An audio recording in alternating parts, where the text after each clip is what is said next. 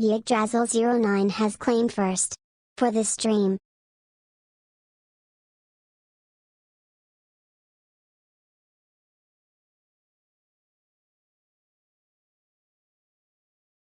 Let's go gambling!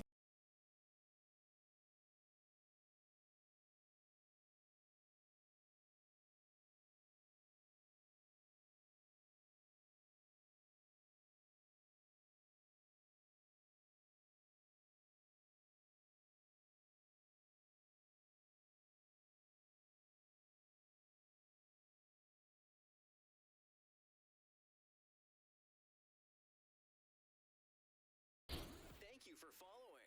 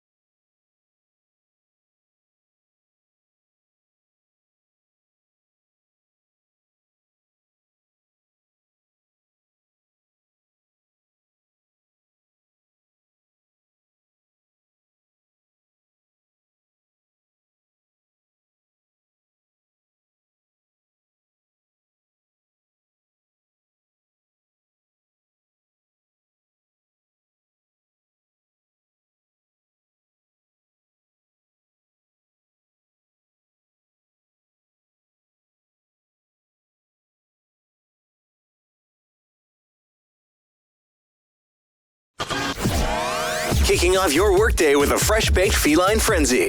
You're watching and listening to Nyongo Bongo Dongo. Now let's get this bread.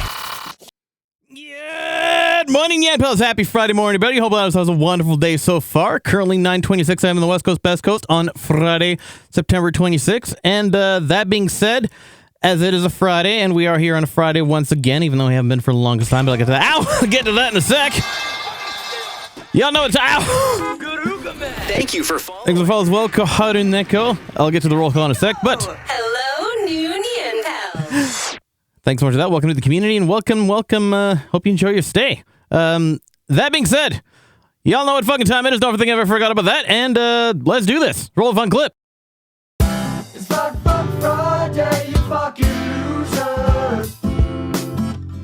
It's like Fun Friday. It's like Fun Friday, you fucking losers. It's like Fun Friday.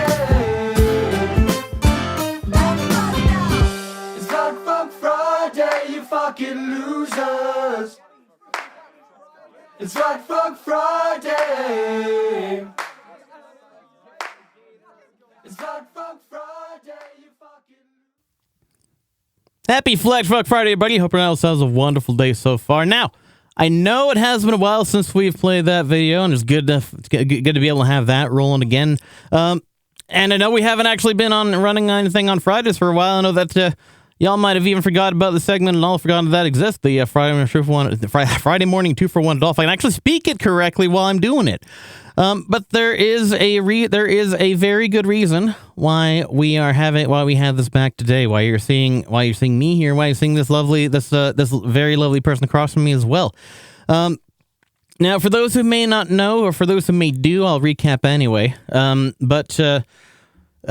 to various reasons, the most prominent one being the fact that I just had so much personal project backlog over the course of the summer that I had to severely cut back my streaming schedule to only 1 day a week, which is solely reserved now on Sunday mornings with the Sunday Squad Hardcore Tactical FPS group, which is with the community that I know and love. The thing with that, so the thing with that though is, because I've had to do that, I've had to cut back only to one stream a week for the Sundays. So everything else kind of fell by the wayside, unfortunately. The Friday morning 2-for-1, I did have to kind of shelve that in the meantime, as well as our more general variety Saturday get-togethers. So it may come as a bit of a surprise to you why we're all here today, and the reason for that is because when I shelved it, I kind of shelved the whole schedule, and I kind of got lost track of who was doing what where. I kind of assumed that everybody kind of just everybody kind of just I kind of assumed that it just kind of got to everybody. What am I trying to say? Ow! Thank you. Yeah, try to knock some sense into me. There we go. Thanks for the follow, James. Much appreciated. Welcome. Hope you enjoy your stay. Welcome, Nyan Pal. And then I got a message a few days ago, from this lovely person across from me, asking if we were still down for today, and so that being said, now, a little bit of backstory here. Before I introduce this wonderful person across from me, I'll tell the other name in a sec. This is somebody in particular who, actually, you know what? I'll just tell them now. We have the marvelous Mama Bat herself, the wonderful Geronimo Kiddo, joining us today for the Friday morning 2-for-1. Feel free to introduce yourself. Say hello. Hello. It's good to be here. Well, it's an absolute pleasure getting to have you. Now, the reason why I say this is technically the Friday morning 2-for-1 is outside of a regular schedule at the moment, but Geronimo Kiddo, aka GK as I call her in particular, definitely one of the most notable people that I've encountered throughout my VTubing experience. The main reason for that, thank you so much, Nicor, for giving me the shout out. Let me just correct my V-Bridger thingy again. It likes to wander off on me. Last year, about this time last year, actually I think it was a little bit earlier last year, I first had the opportunity to be on your show, Bats and Banter, along with both hosted by yourself and Zombie Pandemic, and I had one hell of a time there. I got to know both of you, and I just really, it was an amazing experience, and not only just the experience, but also the people. I gotta say, Geronimo Kiddo is a very wonderful person in so many ways. I'm just gonna be buttering you up the whole time. You just gotta sit there and take it. So for those of you who may remember, about this time last year, it might have been, exactly. We love GK and Zombie. About this time last year, I was introducing a new segment. I think it was actually just after Halloween. I think it was a little early. You want some toast for all that butter? Hey, you want some butter for the bread? Thanks for getting the shout out to Zombie as well. So about a little bit after. Yeah, it was a little bit after Halloween that I had kicked off a new segment called "Tell Me About It." That one, it had some times when it ran, had some times when it didn't. But as the introduction for that segment, initially I was gonna drag GK and Zombie back onto here. Unfortunately, Zombie couldn't make it, but we had another wonderful guest, Solon, joining us for that. And so it was a very entertaining conversation that I got to kick off with both of you. And so for one, I was honored for that. But one of the things that I wanted to do, after the time is I also wanted to get the opportunity to have GK on with here for a proper Friday morning. And, a lot of that, I think shortly after I ended up I had to go on a hiatus myself, and the year passed, and the year passed, I should say. Both of us had a lot of things happening over in the background, so things couldn't really line up in the way they wanted to make the day happen. So when GK hit me up, a little bit, nice thing about interviewing one at times, you know each other. This is true. This is very true. I do still have success. I do still have enjoyment out of interviewing multiple people at once. So I can handle two at once. Me chat. Hey, but believe me, there's really a lot more of that came from. Yeah. Even though I did have to shell the segment regularly, more focus there. Better phrase that. Absolutely not. This is the best way you're gonna get. You're gonna have to sit there and take it dry. You're just gonna have to sit there and take it. So I had to. So the year passed. It just didn't work out in our favor for us to be able to line up before. And then of course, my things happened where I had to severely cut back on my side. And then next thing you know, I'm only running once a week. But yeah, so then GK hit me up about a week ago and because I completely kind of forgot who was doing what when in terms of my schedule, because it ended up being like an out of sight, out of mind kind of thing, and I kind of forgot who was scheduled for when. So GK hit me up and it was like, are we still good for this? And despite the fact that I wasn't running in general, I was like, it just came to mind that just like, I've been wanting to do this for so long. There's no fucking way I'm sitting out on having the opportunity to have Geronimo Kiddo here with me on the Friday Morning Truth One after knowing this absolutely amazing person for like over a year now and wanted to turn the tables on her, having the other side of my table for a change. So, I am just glad that I was able to drag this setup back out and have her on with me today. And we're gonna have ourselves a hell of a fucking Friday Morning Cheer for One with the wonderful Geronimo Kiddo. Absolutely fucking love you to death. Glad to have you with us. And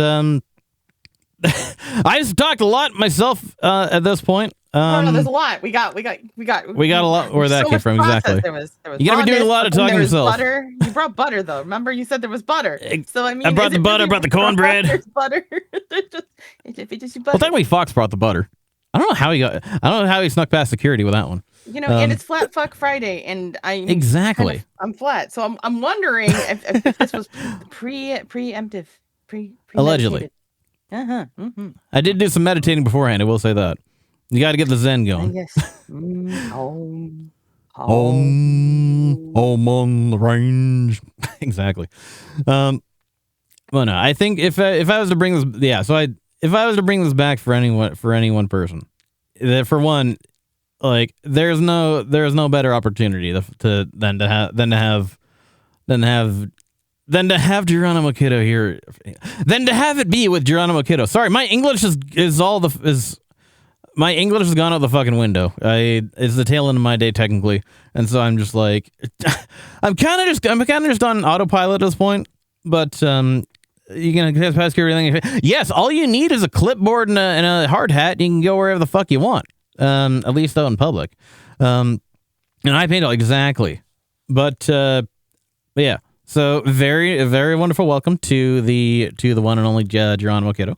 Pleasure having you here, and looking forward to throwing some questions at you and see what sticks. So that being said, are you ready to begin the Friday morning 2 for 1? I'm ready. My body is ready. Let's do this. Ready.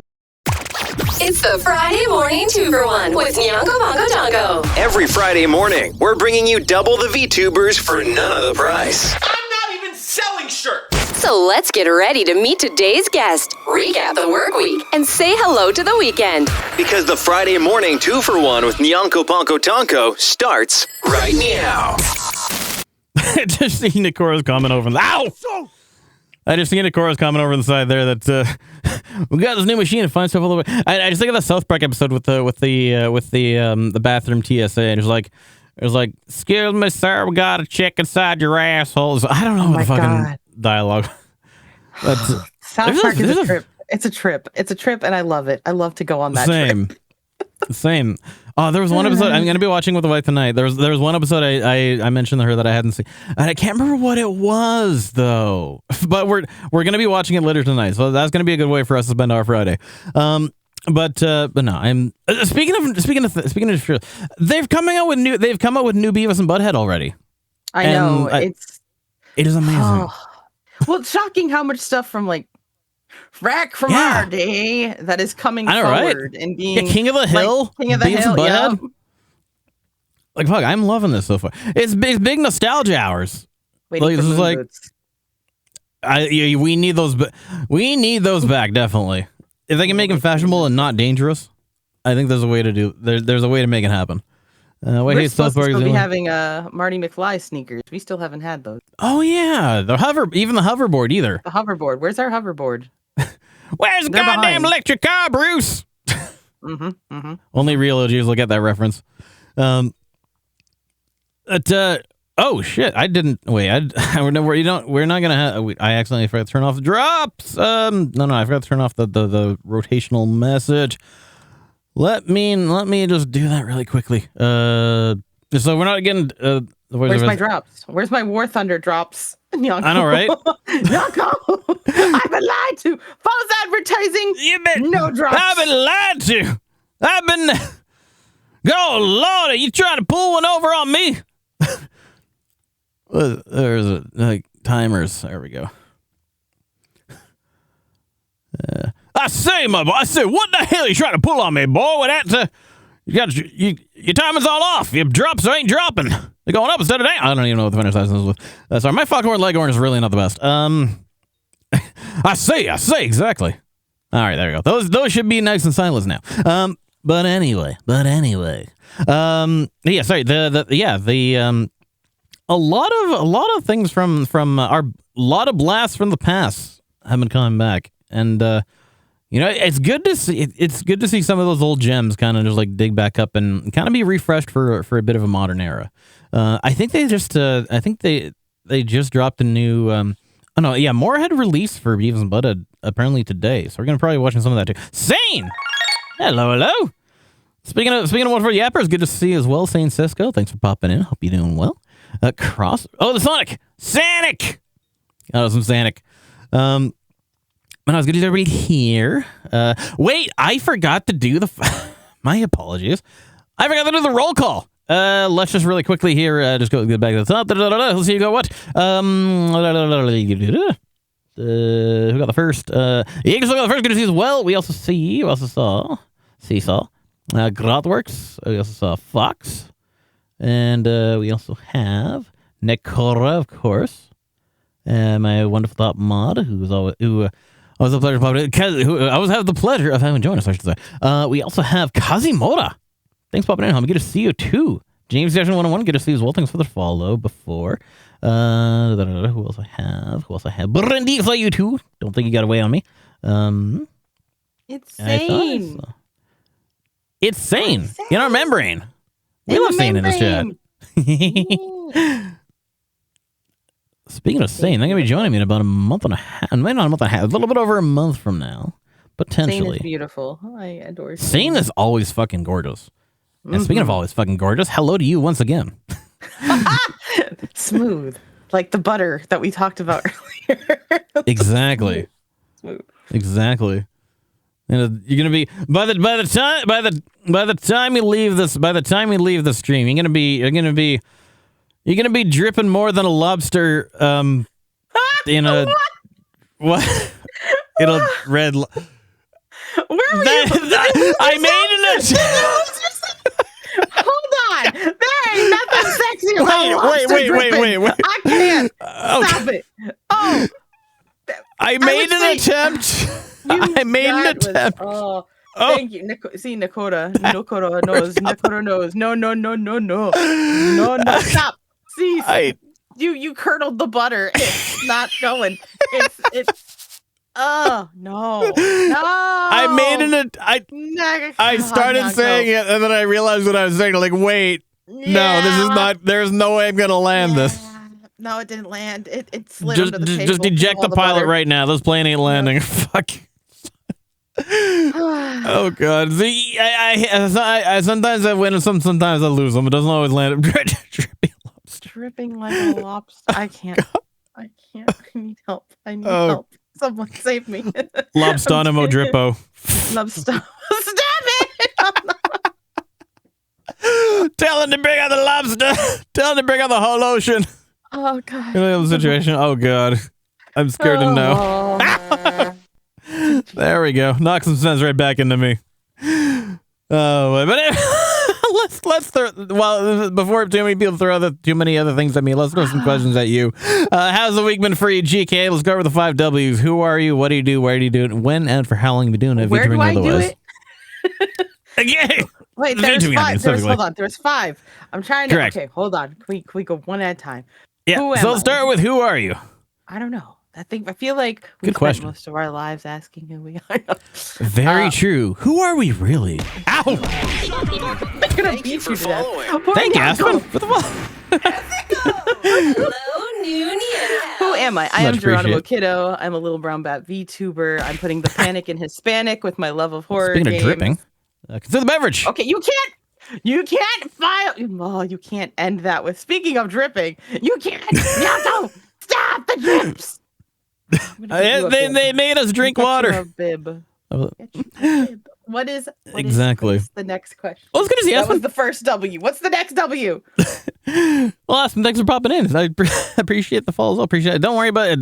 Trust me, I've had a bunch of people where I thought I'd followed them before, and then it's like, wait, no, I would never do this. This look weird. But yeah, it's good to see you. Thanks for popping in. Thanks for Plunder having you. I was gonna say, speaking of dripping, hey Aspen. But anyway, what do you do?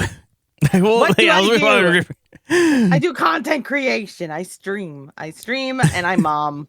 I am a mom and a streamer and a wet A dreamer. marvelous mom of that. There you go. Exactly. What do you do? Where do you do? Where can people find you? Nakora, could you please give Geronimo Kiddo one more shout out, please? You can find me at Geronimo Kiddo on Twitch, Geronimo_Kiddo on Twitter, because some bitch took my name. That's right. I'm calling you out, Geronimo Kiddo on Twitter. Give up the name. You haven't been active for like 10 years. You don't need it. Oh god, I hate when you find those accounts where it's like, you just the perfect name and then just the offshoot that has been taken by one person who made it back in like the spawn of the site itself and just never used it 2011 since. And never went back. Give me my account. Oof. Give me, it's mine. That's mine. I can Right. have it. This X ain't big enough for the both of us. There'll only be one Geronimo kid. Because honestly, Geronimo the Kid kind of sounds like a Western. like a Western shooter type name, right? Exactly. Bring out Clint Eastwood, and who's the other? Charlton? No, Charlton. We'll stay with Clint Eastwood. We know Clint Eastwood. Who's it? Fuck. Actually, who's the other one? I can't remember. They have Kevin Costner. That's the other one. anyway, speaking of relics of our era, how say so when do you yeah, what's your schedule looking like these days, stream wise? Forget the W. Just what's your schedule Yeah. looking at? That's what W stands for. Exactly. I stream every day but Tuesdays and Thursdays. And I do 2 night streams and I do 2 morning streams. So Hell yeah. every day but Tuesday and Thursday, and then Friday and Sunday I stream at night, and the other days you can catch me during the day CST times. Hell yeah. You're fairly active. And people can find you at some point, no matter what their times are. And that's always a good thing. And last one is what is it? Hey, how long have you been doing it, VTubing or otherwise? Too long, 4 years. I'm going on year 5 That is a right good now. amount. I feel Nice. like, I don't know. I would say it feels like just yesterday, but it does not. I feel like with VTubing, you can Where feel the fuck have the past 5 years gone anyway? That's the thing.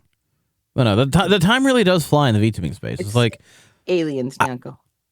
exactly time aliens. I don't Doctor Who. exactly. It's bigger on the inside. I'm gonna keep that to myself. Okay. Go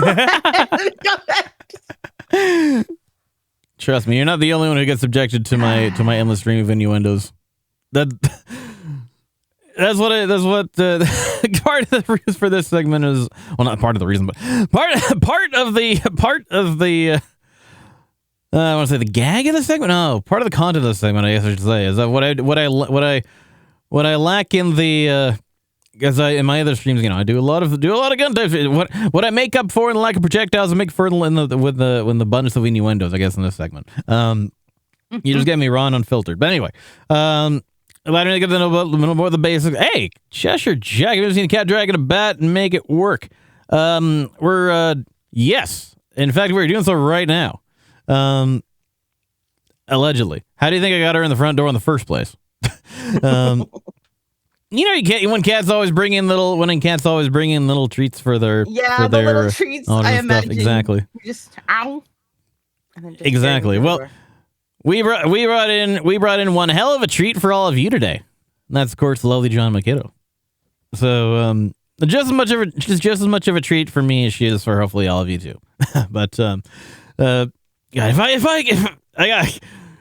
if I don't stop, I'm gonna literally just be sitting here just fucking just praising and slathering you up all day. I am buttered. Exactly. This bat has been buttered. Let's leave it at that. We butter that bat. Let's leave it at that. And next up is recap the work week. How's the week been treating you? Whether it's the work week or just the week in general. Honestly, it's been going pretty good. Been getting things done. I have stuff that I'm working on. It is Hispanic Heritage Month, so nice. I'm in the Latin Lumen shelf for Twitch. And then what is great is it's just been announced, but they're doing the first Latin American game showcase. Oh, interesting. And I am one of the main streamers out of 20 for the main streamer lineup. That's amazing. And that'll be in 2 weeks. And it was finally just publicly announced, so I can say it. Nice. But I'm really excited. I will be showcasing a game by a wonderful creator of Latin descent. And I'm just so excited. I'm so excited. So I've been doing a lot of stuff with Latin Heritage for the past few weeks, especially with the Twitch Latin Guild.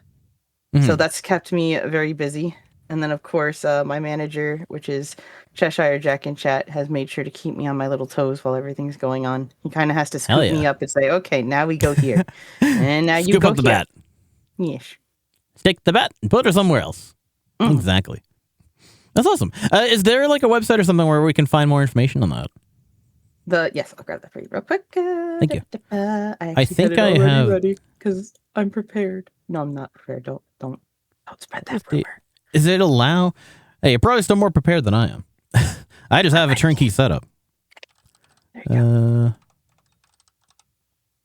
Is it permit? Does it allow? Always watching those out. Oh, whoopsie. Okay, it is permit. So that is the link they have up. There we go. I won't get timed out. Yay! Hell yeah. Oh, I already sent you it to the me. link. Should I post it? No, or- it's all good. I just found that now. I was like, oh. You're good. You're good. I have the Discord chime disabled for now, as well. The Strala stream is running, so I don't hear it myself. That way you guys don't hear it either, because I've had that happen before, and it's kind of a little bit awkward. But anyway, yeah, you can go there and you can find more info there. I will have actually open that website as well, and I will keep. And sorry, when does the start date for that again? Next week. So Hell yeah. October. Oh, I'm trying to get it correct. I'm so nervous. I'm nervous. Listen, it's nerve wracking. October 3rd to 5th.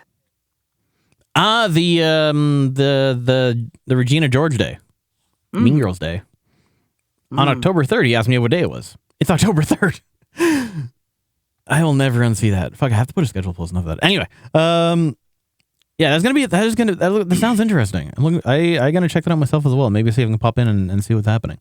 But yeah, definitely looking forward to that. All right, so let's also take an opportunity to learn more about GK, but more in depth here. Let's dive deep into GK here with a little bit of a. That's why you buttered me. It was lube. I knew it. Okay. Who wants a lube?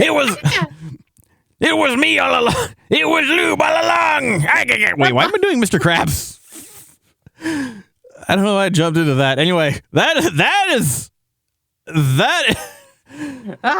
something I don't want to think about. That is how you feeling? No.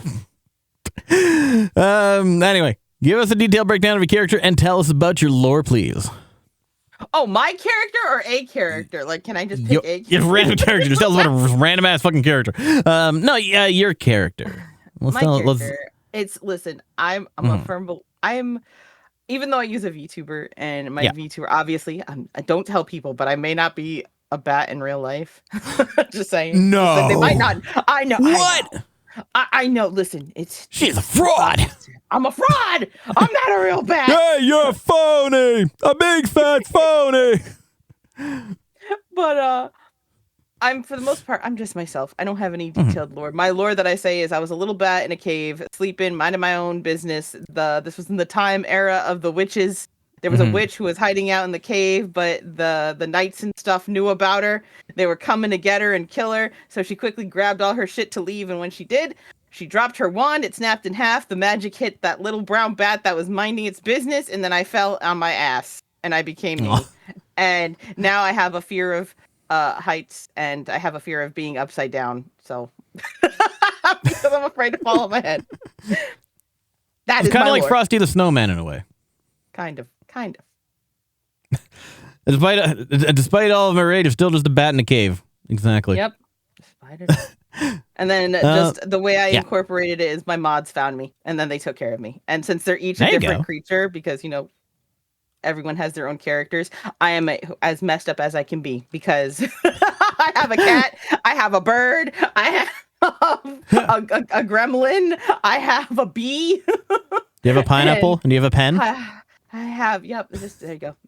Pen, pineapple, apple, pen. That's it. Pen, They all try to raise me the best they could. They're like, oh, what the hell do we do? Go back to being a bat. And then my bat form is extra fluffy because they tried to blow dry me and I just poofed out. So that's why my bat form's fluffed. That is my lore. Blow dried bat. I love that. I'm a mess. You're a bitch, you're a lover, you're a child, you're a mother, you're a sinner, you're a saint, whatever the hell that last line is. I am not a. Wait, is that Alanis Morissette? Was that Alanis? Yes, that was Alanis Morissette. Wait, no. That was fuck. No. That was Meredith. Yeah. Brooks. Yes, that was Meredith. Yes. Brooks. Yeah. I get that song stuck in my head too many times. It's the good. It's a good song. Oh yeah. I just want to turn off that timer. Where is that? There's another. I know. I have the remaster thing cycling through, but I will say that usually when I have the 2-for-1 running, I may not be the most responsive to chat just because I am mainly focused on our on our lovely guest. But if you happen to catch any message in chat that you wish to respond to yourself, please feel free to just yoink anybody and just grab them off of there. They'd be more than happy to be yoinked by you. Understand that song? Listen, that song was like what, the 90s? God 90s? no. Yeah, that was. I'm gonna look up.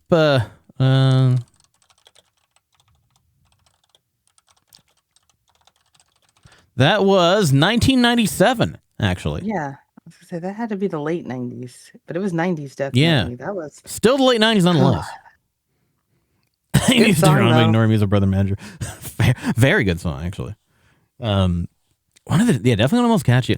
It's one of those ones where it's just oddly catchy. I mean, that kind of defines most of the 90s and early 2000s, so it's not really par for the course there. That's fair. But yeah, so that being said,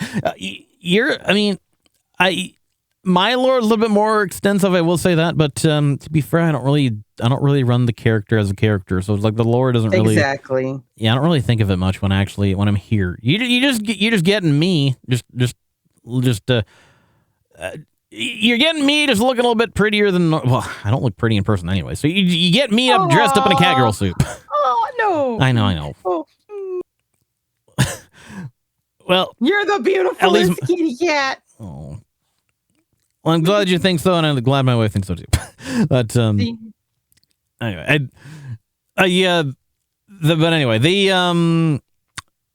where's it going with it? Is thank you for the but right. You basically just getting me to get I'm basically just you're getting the same person you get in Discord or out in the street, just in a catgirl cosplay. Let's just put it that way. But anyway. So that being said, speaking of characters and cosplays and whatnot, what does VTubing mean to you? Not in terms of the definition, but what is the significance to you? VTubing mean to me? You mean aside from like waking up early, turning on the camera, and practicing, face motions? Exactly. Oh, gotcha. VTubing to me was a big deal. It meant a lot to me because I think a fear that some of us have when we start out with streaming, especially when we decide, hey, I'd like to stream, is, but I don't want my face on the camera. Right. Definitely. It's such or I don't want people to, I don't want. Thank you for the follow. Much appreciated. Whatever reason you may have. Can I have you this? What's great about VTubing is you can not do that. Like, I have no problem showing my face. I've done face shots. Oh God, that sounds horrible.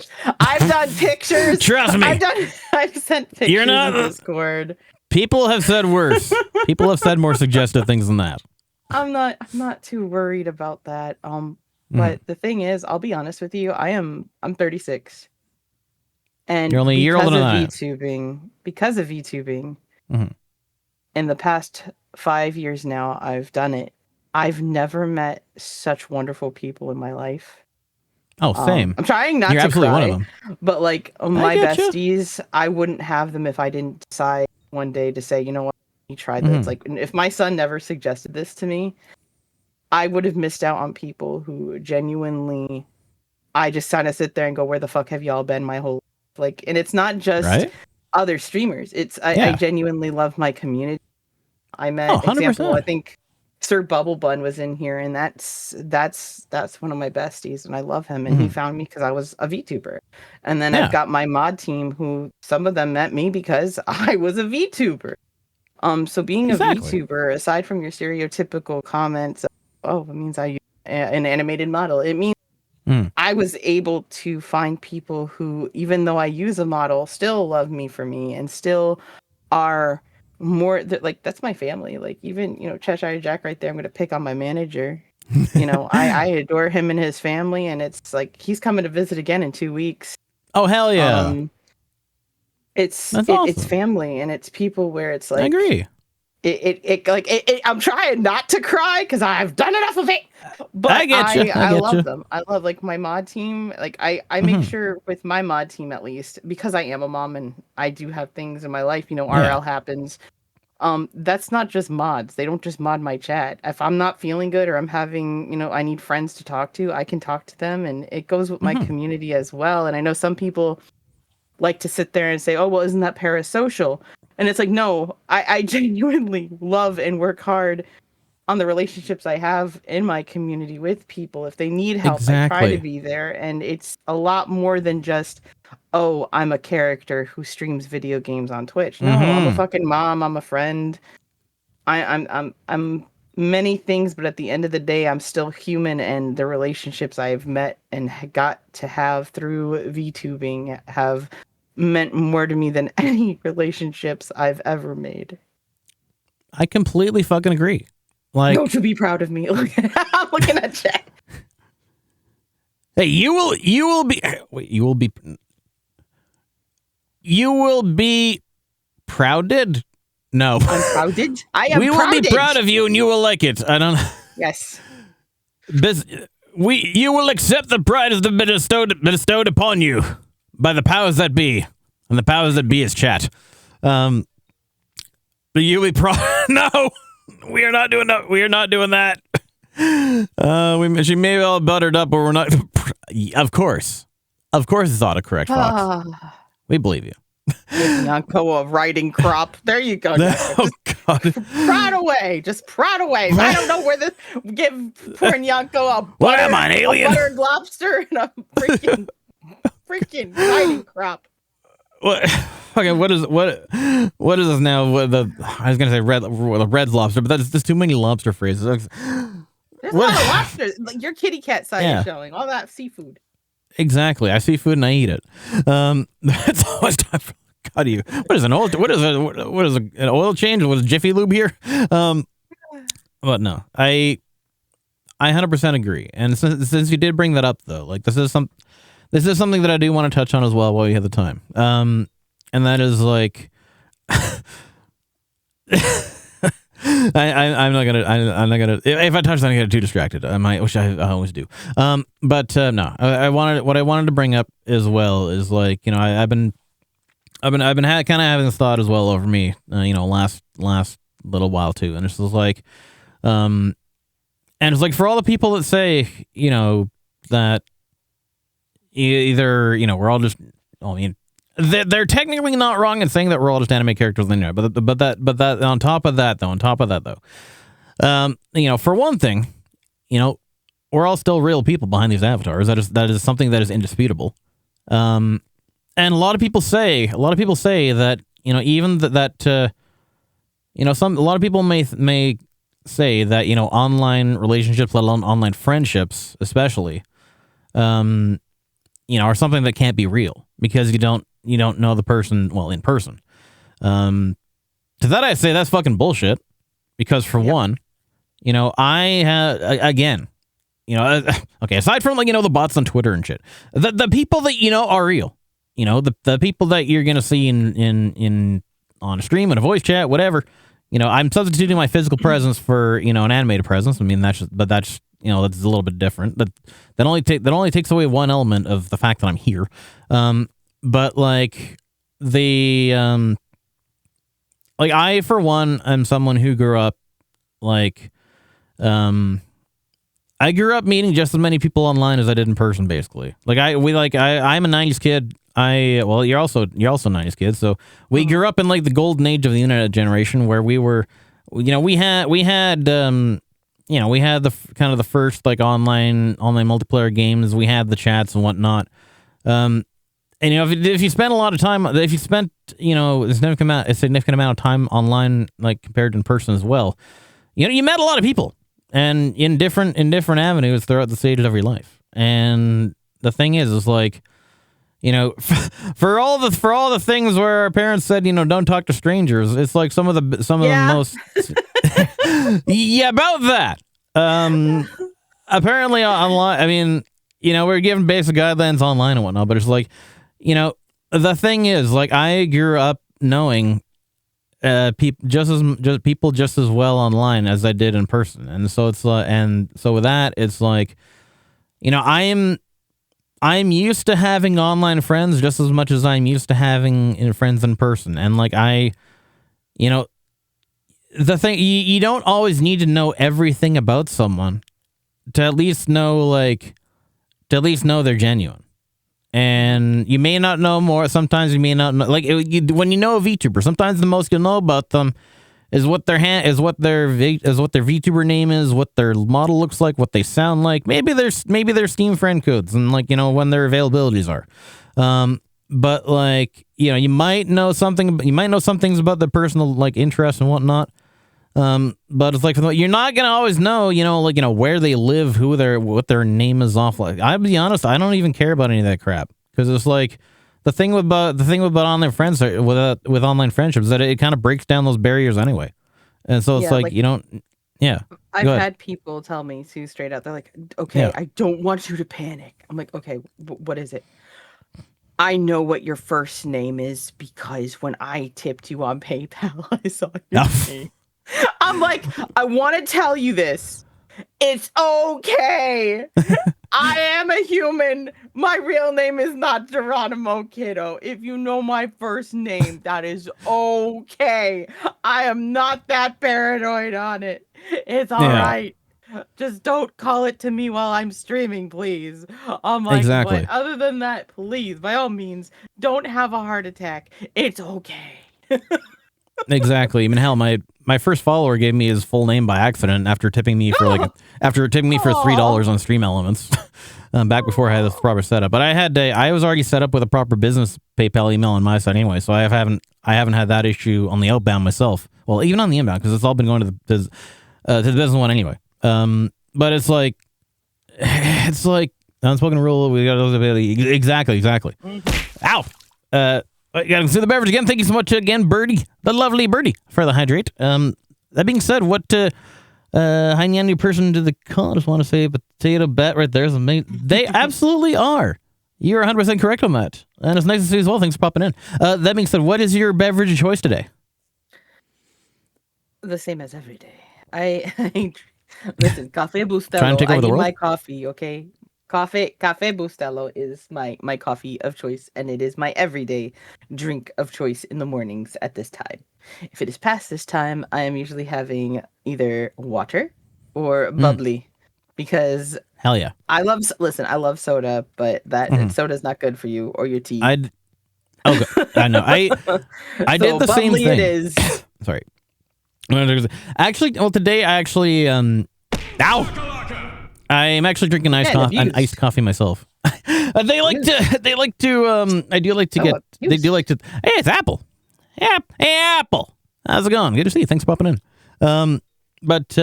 Exactly. Cheers to enemies. And blended with delicious coffee. Friday I've been housing for my dad for a few months, so I haven't really been doing the I haven't been doing the Friday streams in a few months anyway, so it's like I haven't really had a need to get breakfast on Friday morning. So this time in particular, I do have a nice coffee. No, we're not going there, Fox. Oh God. Yeah, so that's my beverage choice for the day. Normally but in terms of the bubbly though, I also do the thing where I've also cut out like pop from my regular daily intake, also going with bubbly. But because I'm a flavor fiend, I take those Mio water enhancers. I put that in that, so I technically still get the I was recently, so speaking of the water enhancers, I was recently guided into the world of like the drink. You cut out after the lick. Liquid Death. Oh yeah. The water, like. Thank you for cheering. Cash in pocket. I'm a the bread cat, but Liquid Death, and thanks so much for that, Fox. Much appreciated. I love their cans. Good flavors too. Yeah, they're good shit. Mm-hmm. Did you hear about the once again, thanks so much, Fox, for the 100 bits. I do greatly appreciate the support. Speaking of Liquid Death, did you hear about the whole thing with their quote unquote not Arnold Palmer a while back? Oh no, I did not. What happened? So what happened was the half lemonade, half iced tea, half lemonade. So what happened? They changed the formula with it. I don't know if they changed the formula for the water itself, but what they did is so they wanted to come out with they wanted to come out with their own version of Arnold Palmer. And So I bet that they couldn't name. Thank you for they could not name it Arnold Palmer for obvious reasons, because the Arnold Palmer estate threw a shit fit. So what they did, this is fucking brilliant. What they did is they changed because they were gonna be hit with a cease and desist. What they did was they changed the name, instead of Arnold Palmer, they named it Dead Billionaire by Liquid Death. So now you have the signature iced tea / lemonade combo named Dead Billionaire. Oh my god! To avoid the copyright. So I thought that was fucking amazing. My friend says, who the wonderful people. Let's play Porcupine. Thanks for joining. Good to see you. I love my homies, and I was very thankful that a pair of my besties who were married were able to take. I live with them now. But what they said about Liquid Death, because he got me into Liquid Death, is that the big cans, the large cans, the single cans, still I guess have the old formula, and it's the smaller bulk cans that have the new formula. Interesting. Because like he won't drink the smaller cans, but he'll buy a single big can. Yeah, the tall boys have the old formula. That's so wild. If you want that old taste, you've got to get the small, the single large cans to get the old original formula. Isn't that interesting? Weird? Yeah. Oh, I have the link actually. I can throw that down for. But yeah, so far my drink has been just either coffee, bubbly, or Liquid Death. Mm-hmm. Yeah, what I was saying is I use bubbly myself with the water enhancer in it. That way, I still get flavor without any calories, and I use that as my daily supplement. I use that as my daily hydration in lieu of soda or pop. I keep some people call it soda, some people I kind of call it both. But anyway, I'm not drinking pop. I'm still drinking water just with more flavor throughout the day. So I only have pop as a treat every now and then. Yeah, but that is a good way to approach it. But my experience, like 12 in a compact size. Is that the only time 12 in a compact size for you, Nikora? Anyway, I thought usually it was like a 6-pack, wasn't it? I've never heard until Liquid Death. I never heard of a 12-pack. I always thought it was like it comes in 6s. I don't know why. Yeah, maybe I'm crazy. Are we old? Crazy? That was crazy once. They locked me in a room, rubber room, maybe rubbers and rats. We're both old. We are ancient skeletons, my girl. No.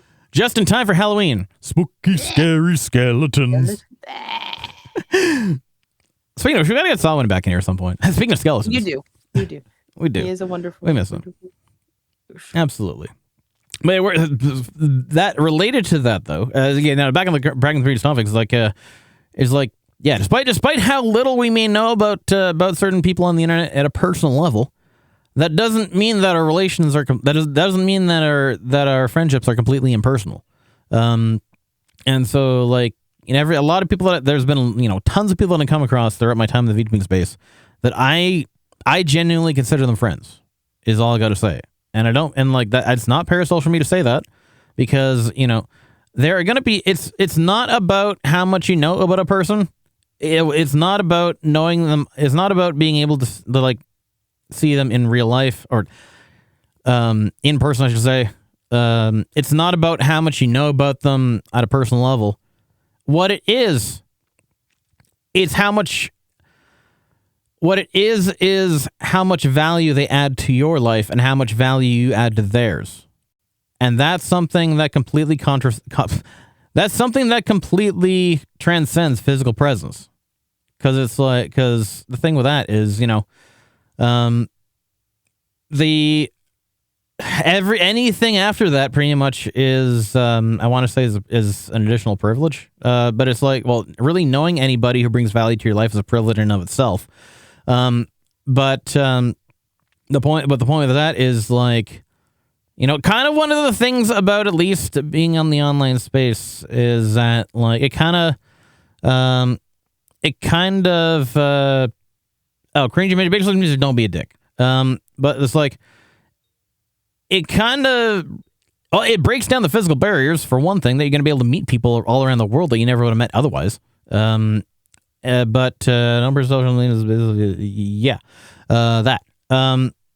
but it's like the barriers of physical presence are no longer there for one thing, and for one, by not really, I like I said, I know these are technically just our avatars for one thing, but it's like you kind of have the opportunity to get to know people through their personality first, and like their physical appearance, their physical presence, second. And it's like not everyone has that you don't always have the kind of opportunity in real life, especially when people just don't fucking like the way you look. Sometimes they don't. And this is like that can be the barrier in itself. Not to say that everybody on the internet is fucking ugly, because I know plenty of people that are fucking gorgeous. This person is better. GK, you're fucking beautiful yourself. I've seen that. I've seen that photo. Don't think I'm just talking on my ass here. Totally. Exactly. But no, my point is that you don't always need to know somebody physically or know everything about them at a personal level for them to bring value to your life, and for them to be someone you consider, to be a friend and also to have meaning in it. So that is why I consider, online friendships are perfectly valid. At least in my opinion. And that was a point that I talked way too long about. My apologies, as I usually tend to do. It's an important point, though. It is. Yeah. And I feel that is something as well, that, in some spaces, I did have a bit more I want to say. For one, it is something that a lot of people in these spaces tend to take for granted. Yeah. And not just because we're here as entertainers primarily, first and foremost. I kind of forgot. Sometimes our friends, yes, definitely. Sometimes your online friends know more about you than your IRL friends do as well. Because sometimes you might be more comfortable telling some things to some people you may not know in person than the people you actually do know in person. And the thought just slipped my mind. It's gonna come back to me at some point, but I'm not gonna hold that up any more than I need to. If I look at Liquid Death, Liquid Death Halloween costume. That is gonna be fun. That is gonna be true. Hey, this is man working to see you as well. Thanks for popping in. Hope you're doing well. I will remember it. I will remember it probably 2 hours later after we're well past that topic. Never had a pet. I was gonna say, do I try and pull it back out if I can? No, we'll keep going for today. If it comes back to me, we'll just touch back on that after. Yeah. So I know. So speaking of which, I know the story myself. It is absolutely adorable. But how did you get into VTubing, and how did you go from wanting to become a VTuber to becoming a VTuber? I was gonna say, the story, but absolutely, for the most and I part, love it every time and I've mentioned it on stream. My son was really big. Oh my God, he was 8 at the time. My kid's gonna be 13 in a few months, just to give you some concept. Where's the time gone? I know, but exactly. He was 8 and he was watching. It was during the time of the COVID, the vid of the Great Co. And he was watching a lot of Minecraft YouTubers, and he was like, "Mom, why don't you do this? I'll share you. You can go on there. You go on the computer, Mom. You do this." And it meant a lot to me because during that time, I had briefly mentioned it a bit to Nyonko, but my job, a situation had came up at my job that had me leaving my job and leaving me kind of homebound with mental health therapy. And so he was like, "Why don't you do this?" And I was like, nah, I haven't. Nah. And then I looked at it, and then I saw Twitch, and I was looking at what people did on here, and I saw my first Bieber. It's like Belieber for freaking Justin Bieber. And then I saw her face.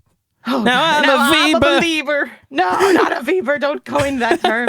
But my first VTuber I ever saw was Dreamlike Mel, and she's a dear friend of mine. I wish I could talk to her more, but a lot of thing is also respecting that we're people and busy in RL behind the models. But I was like, holy crap, she's using a character, a cartoon character. What? And then there were some people who were using that 3D program you can get on Steam where it has like the red panda on it, the default, not VTube Studio, but that 3D one where it's like the stock default model. They were messing around with it. Wasn't Vroid. I'm talking about the 3D, like I think it's like the 3D face thing. Yeah, but, like VC face, whatever it is. Something. It was some 3D thing. There's a couple of them. Yeah. They were using them, and I was like, because as a parent, like my big thing is Twitch is very particular about showing your kids on Twitch. Yeah. Like, big thing, I didn't want to break any rules, and not just that, but I'm like, sometimes my kid's 8. There's times where he would come in with his towel and it would drop and he'd be like, yeah. And I'm like, I don't want that recorded and saved on stream. And I like, So I'm like, okay. I'm like, I don't have to be me. And I was like, I can be, I can have a model up, but still be able to. And this is where VTubing, I think, is wonderful, is I can still express myself with my model without just being a picture. It's a lot more. And I was like, this is so freaking neat. So I was like, okay, I'll go ahead and I'll do this. Ta-da! So I got into VTubing and I got into streaming. And I don't think I really knew what I was getting into when I got into streaming. There's so much more behind it. A lot of people, I think, believe it's just, oh, look, I found this model, I'll use this. Or, oh, look, I'm going to turn on the computer and people will magically find their way into my streams. And I'm like, and then you have to start learning the technical stuff. And then you have to start learning the social stuff where it's like, okay, if I don't put out socially on the social medias, and if I don't network, and then you start sitting there going, God, what have I done? And then 4 years go by and you're still doing it. You become your own production team. You do. I totally feel that. So that's my story. But honestly, that is one of the most wholesome VTubing origin stories, if not the most wholesome VTubing origin story that I've heard from anybody. Literally, it was your son that got you into the first place. You became, well, not to say that you weren't already you were already the cool mom. You became the even cooler mom by getting to streaming because of your son's encouragement. And it's like, who else can really say that they've had a past? My original model, because due to personal reason I don't use it now. I'll be going through a understandable different look, but he had he is, everyone knows him affectionately as Soup Kitty. He is a little orange cat. I said she was cool. She's just more cool now. I get done, and he has a little bowl on his head of ramen noodle. And he's just always been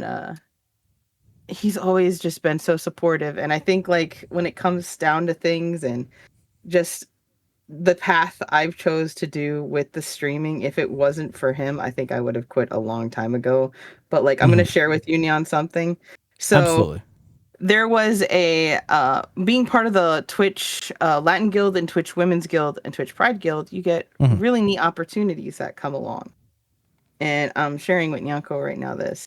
No, right? And I mean, I don't mind if you want to put that on the screen for them. But this probably meant more to me than I will ever tell anybody, and I print screened that. There was something going on when Mr. Beast did the Mr. Beast show. That so show I have this on weird Amazon. technical limitation. Are you possibly able to pop it into VTube Studio yourself? I can't. I don't know if you can add a browser source and do an image and just go pop. Oh yeah, you can just drag and drop an image into VTube Studio nowadays. Oh, I don't know if I can. Let me see if I can do it. But basically, long story short, Mr. Beast was doing an opportunity where he was going to select channels who were doing the streams of his show with the guild and everything.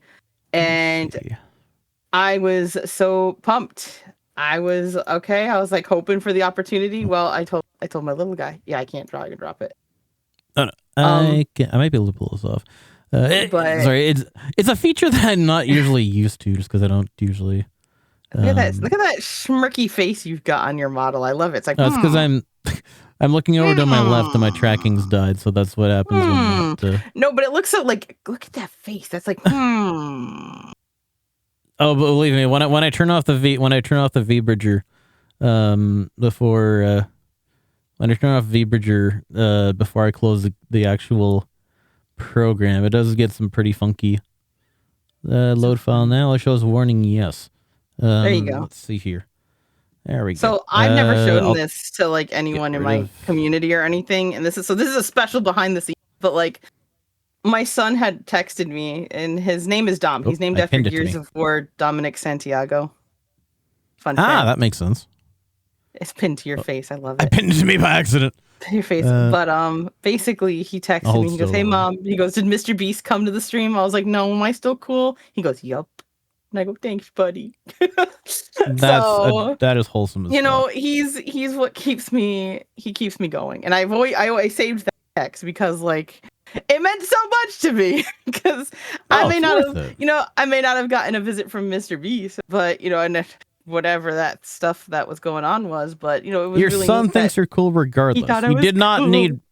I gotta I gotta reset this. Look, I love how this is Sorry. on your face. This is Oops. permanently pasted. Hello, kitty cat. There we go. Hello. It was a big There we go. Sorry. But it's a thing where you did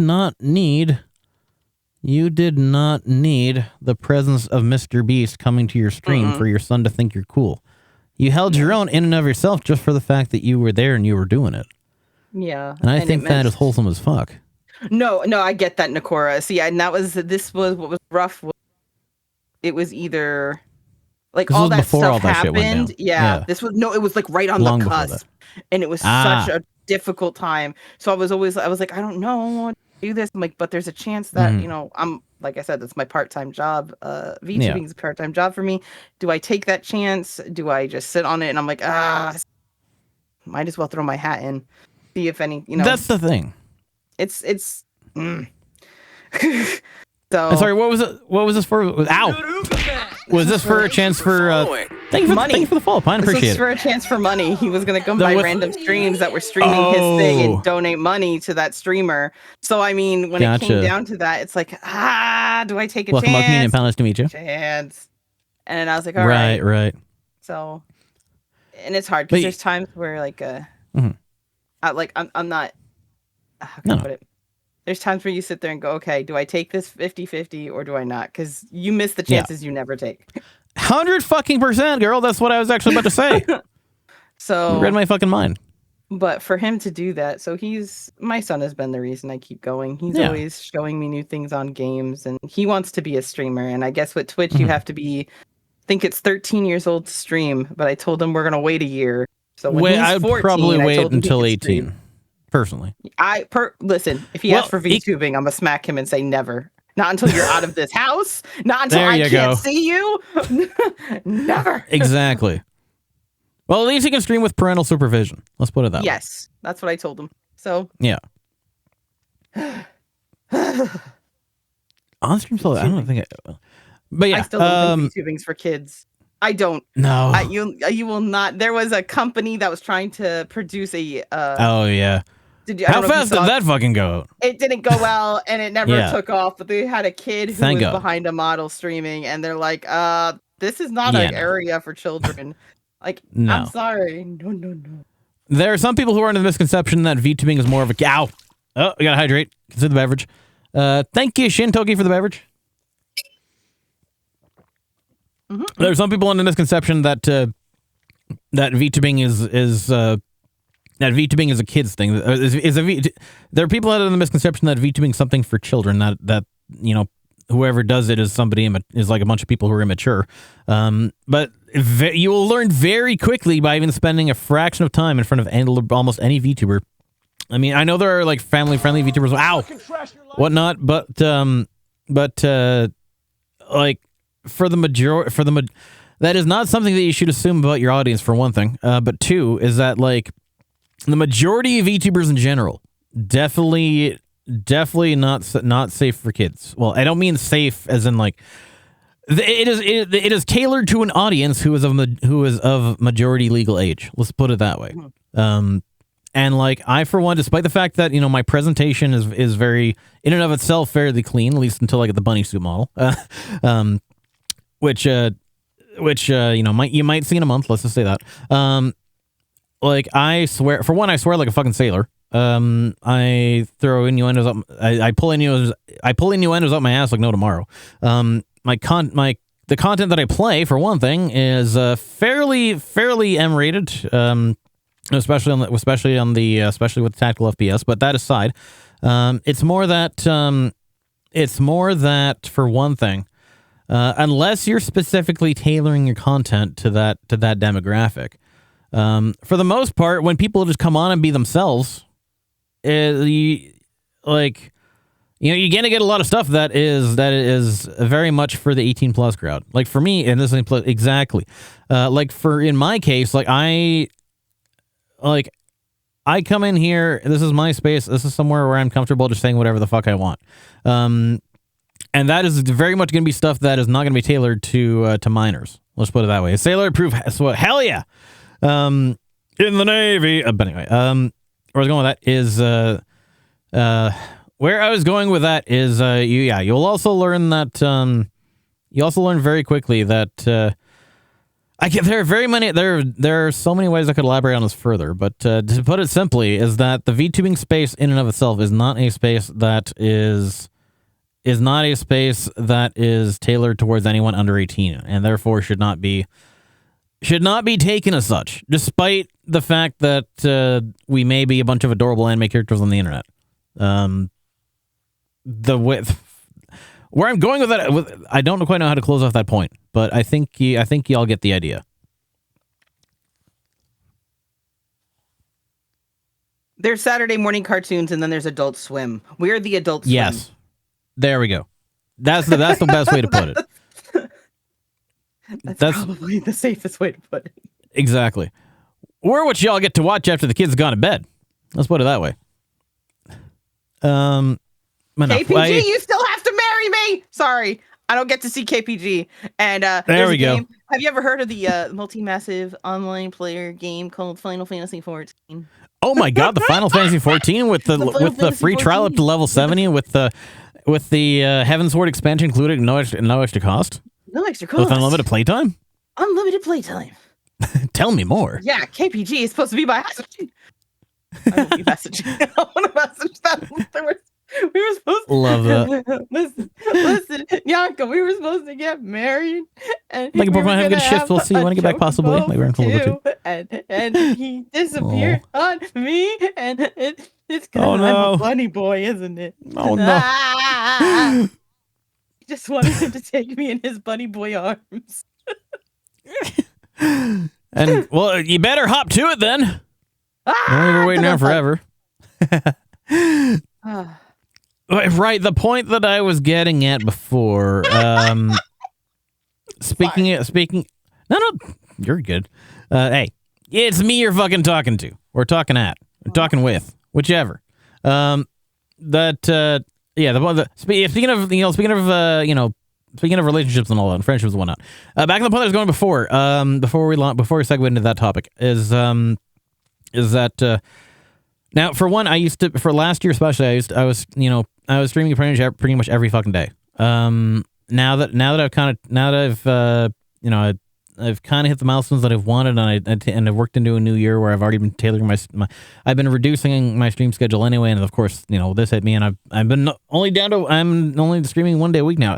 The thing is, like, the less I feel like the less I stream, the more for one, the more I start focusing towards more on like community stuff, and by that I don't just mean like as community as a token presence. I mean like actually genuinely fucking connecting with people.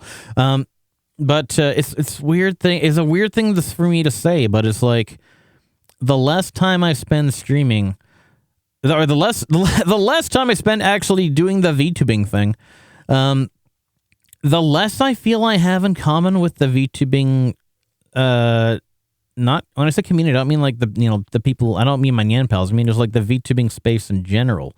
In terms of like the when you see VTubers all over Twitter, or whatever the hell, Twitch, Twitter, whatever the fuck. There's always that kind of that atmosphere of the stage performer who is trying to grow this, that, and the other thing, who's trying to hit this, whatever the goal, whatever the fuck. It always looks more like a. It always looks. it always looks more. It always feels more like goal/growth driven. Doesn't really feel personal. I guess is the way I want to say it. To kind of put it directly. So like sometimes you never really you never get the opportunity. You never feel like you're really getting the opportunity to connect with people kind of at a personal level. But it's like the and you see this with a lot of like with a lot of discussions in the VTubing space in general, and just a lot of just the atmosphere feels it feels more impersonal and more just like it feels more like LinkedIn than it feels more like it feels like a corporate networking event more than it feels like a genuine like backyard barbecue get together kind of thing. That's the best way to put it. But the less time I spend actually doing streaming, the more time I actually the more focus I find that I have just on the people that have already been around me. And it's like that community connection that you're gonna get with people. Like I'm not somebody who has like this. I'm not somebody who has like, you know, a giant ass following or like a bunch of people in my Discord server, whatever the hell. I mean, 75% of the people in my Discord are fellow content creators in the first place. But it's like, so it's like I'm not somebody who I'm not somebody who has like this like fan club of followers that I feel the need to like only give out little bits of personal connection to and keep at arm's length the rest of the time.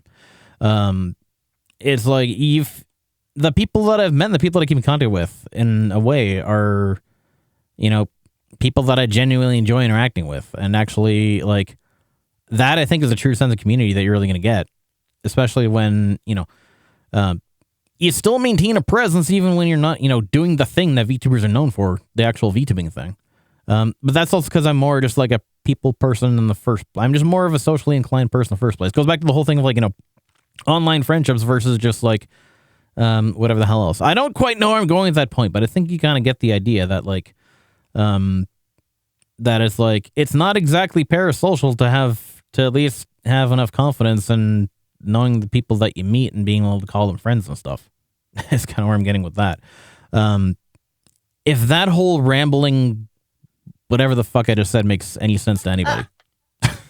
It makes sense to me. And that's what matters. So to add to that, like, so Absolutely. for me, one thing I've learned from VTubing, where it's if I ever had to give anybody any advice when it comes to streaming, so I am like, I've said this before, and I've said this on another stream. You can never say it too many times. We're living in a day and age where people think they have to tell you everything. Yes. And they really should not. And No. I'm not trying to say, like, how many times have you seen a Google document pop up on Twitter? Google Docky. Google Docky. And it's like, why couldn't you two just sort this out as two human beings and talk to each other and communicate?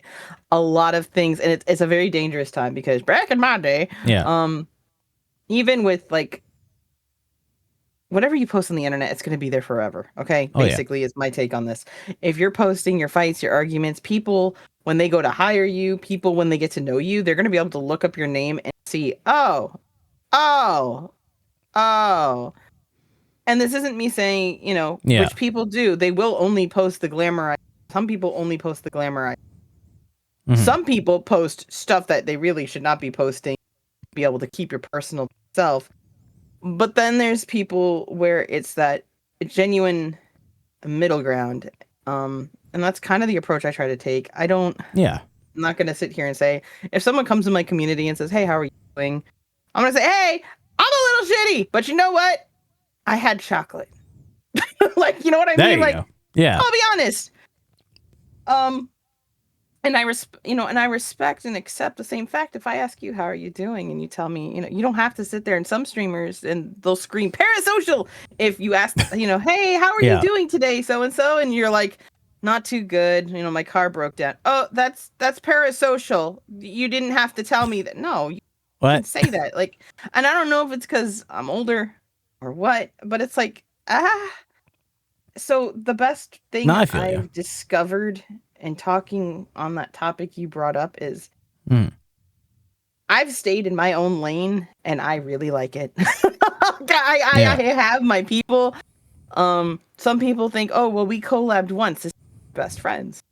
And it's like, that's not how this works. I'm old. Yeah. There was back in my day, they're like, oh, my best friend. It's like, when did you last talk to them? Oh, I talked to them 4 years ago when we collabed, but they're my best friend. And it's like, listen, no. There Doesn't are always work that way. acquaintances. There are acquaintances. Acquaintance is like a term that I think got hidden Yeah. as the years went by, but there are acquaintances. There are just friends. Then you have like your besties, and then you got like the family that you're like, listen, I don't even put friend on you anymore. You're just family. Shut up. Exactly. You know what I mean? Yeah. But I feel like people, especially in the VTubing community, it's about, I guess, that push for growth. And I've been asked, oh, are you going to try and push for partner? Are you going to try and do this? And I'm like, I don't want to. I have no drive to. If I get it, great, but there's no need for it. I'm still going to be just the way I am. Exactly.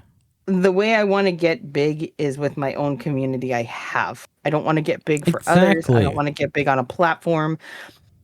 I love my community. I do. And one of the fears I have is he said he took off so much that he never got the chance to be one-on-one with his community. And that's something, I am also took guilty to of heart. that, I will say. And that's the thing is, I just like, I know some people like, I got to upload on TikTok. I've got to upload on YouTube. Oh my God, I'm not, I'm not going to get bigger if I don't branch out. And I'm like, I tried to fit into that. Yeah. And I tried to be like that. I'm like, okay, well, I need to do the Twitch. I need to do the YouTube. And then I was like, but why do I need to do it? Oh, for growth. Yeah. No, if you find me, you like my vibe, great. Exactly. And that's that. And I'm like, I'm just going to stay to myself. I mean, it's not like, for me, this isn't a competition. Yeah. For me, this is, listen, I got work to do. I do this. It helps out. Exactly. My community is wonderful. And then at the same time, it's, like, I think it was actually Pine and Chat who came into the community. They came into the Discord and they didn't expect me to talk to them. Mm-hmm. Like, and they were like, no, they're like, the streamer's not going to talk to the people in the Discord or in the community. Usually they're really busy. Which I do see happen a lot. I will say that. Yes.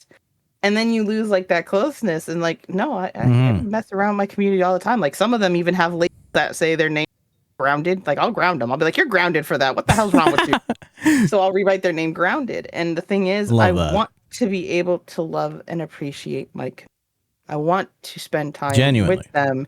And my biggest fear is when you go on that fast track and you start worrying about all those other things, you forget the people who are supporting you. It's like, I'd rather be able to do personal stuff and fun shit and like, go into representing my community than it's not me. I can't be me if it wasn't for them. It's not just me running a race. It's my mom van and I driving around and I'm making them throw cookies that they're breaking in the back seats. But it's a group of us and that's it. Go together.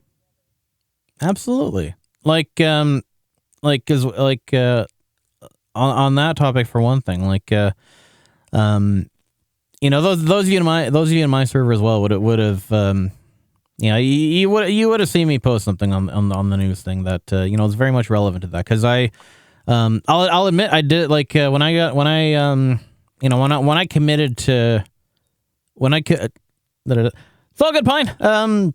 Safe trip to your shift. Make sure you get settled in. Don't make sure your boss doesn't catch you watching us. For one thing. No, hope you have a safe trip of your shift. And thanks for popping in. It's good to see you. Nice to meet you. But what I was gonna say is last year when I committed to VTubing proper, because before that, it was just kind of just me trying to find my bearings on what the hell I was doing. And once I actually saw the potential in the platform in the first place, I was like, you know what? Let's actually get my model. Let's actually just fucking send it, see where it goes. Because everything that I was putting into it, I saw the potential to apply the skills that I had and the knowledge that I had to make something of it. So throughout last year, the only reason why I was pushing so hard last year, because I don't know how fucking long I'm gonna be able to be in the space in the first place. I'm not gonna really have the opportunity to I'm not shooting for any particular growth target at all at this point. But even so, back then it was just like welcome back, Nakora. Even so, last year it was more. I don't know how long I have to do this. I have the availability now. I have it. Let's just fucking send it and see where it goes. And so I the only reason why I was pushing as hard as I did last year is just to see how much I can make of it before the year was over. Dice says, Kiddo's a true fan. She's the best, and one of my reasons to give streaming a try. I absolutely agree. Even though I met her after I started streaming, I completely agree with that 100%. But where I was going with that is that, you know, for one, like, sure, I didn't really have any particular number goal in mind. I wasn't trying to become like the next big VTubing superstar. It was more just that I just wanted to see where I could go with it in general while I had the time to make the most of it and make the most of the assets that I had invested so much time and money into. And so, but what I realized is that I managed to get a lot of opportunities for a lot of experiences that I never expected to get, like at the size that I was, despite the fact that the numbers didn't really reflect at the time.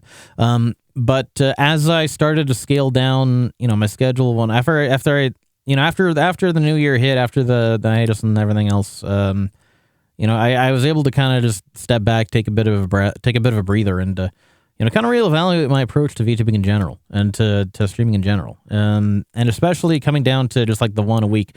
It's like for one, it's like you know, I don't like at this point. I'm still the main reason. Thank you for following. Beyond the Table. Thanks for the follow, much appreciated. Welcome to the Empire. Nice to meet you. Hello, Union pals.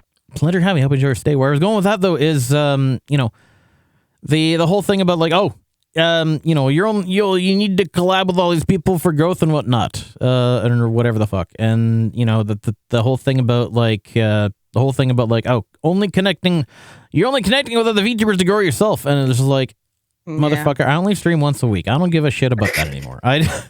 If it had to be 100% honest, I do not give it like as much as I still make, you know, I do technically still pay Hanako for access to like some outreach opportunities such as meet and greets and maybe some merch and everything. That's just fun to do. It's just fun to have. But I'm not trying to I'm not, you know, doing this trying to like, well, I've seen similar people in my position with similar traits and similar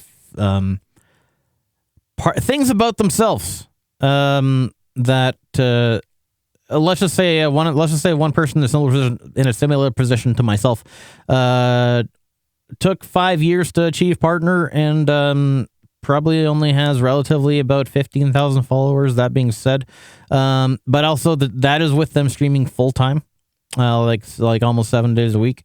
I'm only streaming very much part time, especially when I'm only streaming 1 day a week on top of that. And like I've already kind of gotten all the experiences that I wanted out of it in the first place. So for me, it's like, you know, if I'm gonna connect with somebody and I'm gonna do something with them, like I'm not doing it for any sort of fucking numbers whatsoever. I'm doing it because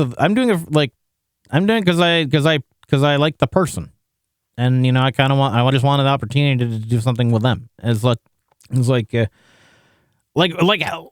what kind of growth am I trying to use people for if I'm only streaming once a week in the first place? So it's like, but that being said, it's like, but I know throughout last year, like with how I was pushing and everything, like it all caught up with me pretty hard. Yeah. You know, a couple of weeks ago in terms of like how I kind of got insight into how people actually felt sometimes. So that's why I want to take a big hard pivot to just reevaluate myself, reevaluate where it was coming from, reevaluate who gave me the privilege of surrounding me with themselves. I was like, you know, let's take the focus away from myself. Let's try and get the focus back on the people that have been like, you know, around me from the start or even just come in later. And it's just like, so like the main reason why, like, sure, I still have the performative outlet that I enjoy, but you know, the big reason why I'm still here is for the social aspect, because I enjoy seeing everybody and I still enjoy talking to people even when I'm not streaming. But so it's like with that, my thought with that is just like, the thought with that is like, you know, sure, I may not have had the time to connect with everybody that I wanted to, especially because, you know, you and I are both of similar age. We all have similar lives and whatnot, and you know, we have a lot more going on than just what you're seeing in front of us, what you're seeing in front of you. So we don't always have the time to connect with people like we want to, let alone to do anything the time we want to.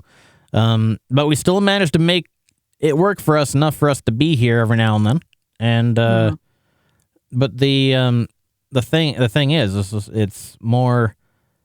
We're here more we're here more for the people that we're with, and not what we, and not the direction we want, the growth we want. If that makes sense, I don't. Yes, The wording is quite difficult. I get it. I get it. It's listen, and then I think at least what you're trying to say is we're here for the communities that we've built, and to get that, not for the growth of the members to be or members who could be or the future. It's more like, listen, I think that's what's so hard is I think people don't rush building a community. I'm going to tell you right now, do not do it. Do not do it. Do not do it, because what you're going to find out is you're going to end up rushing and building a community, and you're not going to have a relationship. It's going to become a revolving door in your community. Yep. People are going to be going out as fast as they're coming in. It's just like if you're just trying to build, quote unquote, build a community for the sake of padding a server and just surrounding yourself with a quantity of people, that's not going to work. Quality over my own quantity. server my own server may be fairly small and not the most talkative, and I don't have a problem with that, because for me, that's more manageable. I have the opportunity to connect with people on a regular basis, even if I'm not talking with them all the time, and even if nobody else is talking all the time. It's more manageable for me as somebody who is more just part-time availability. It's like I like it like that.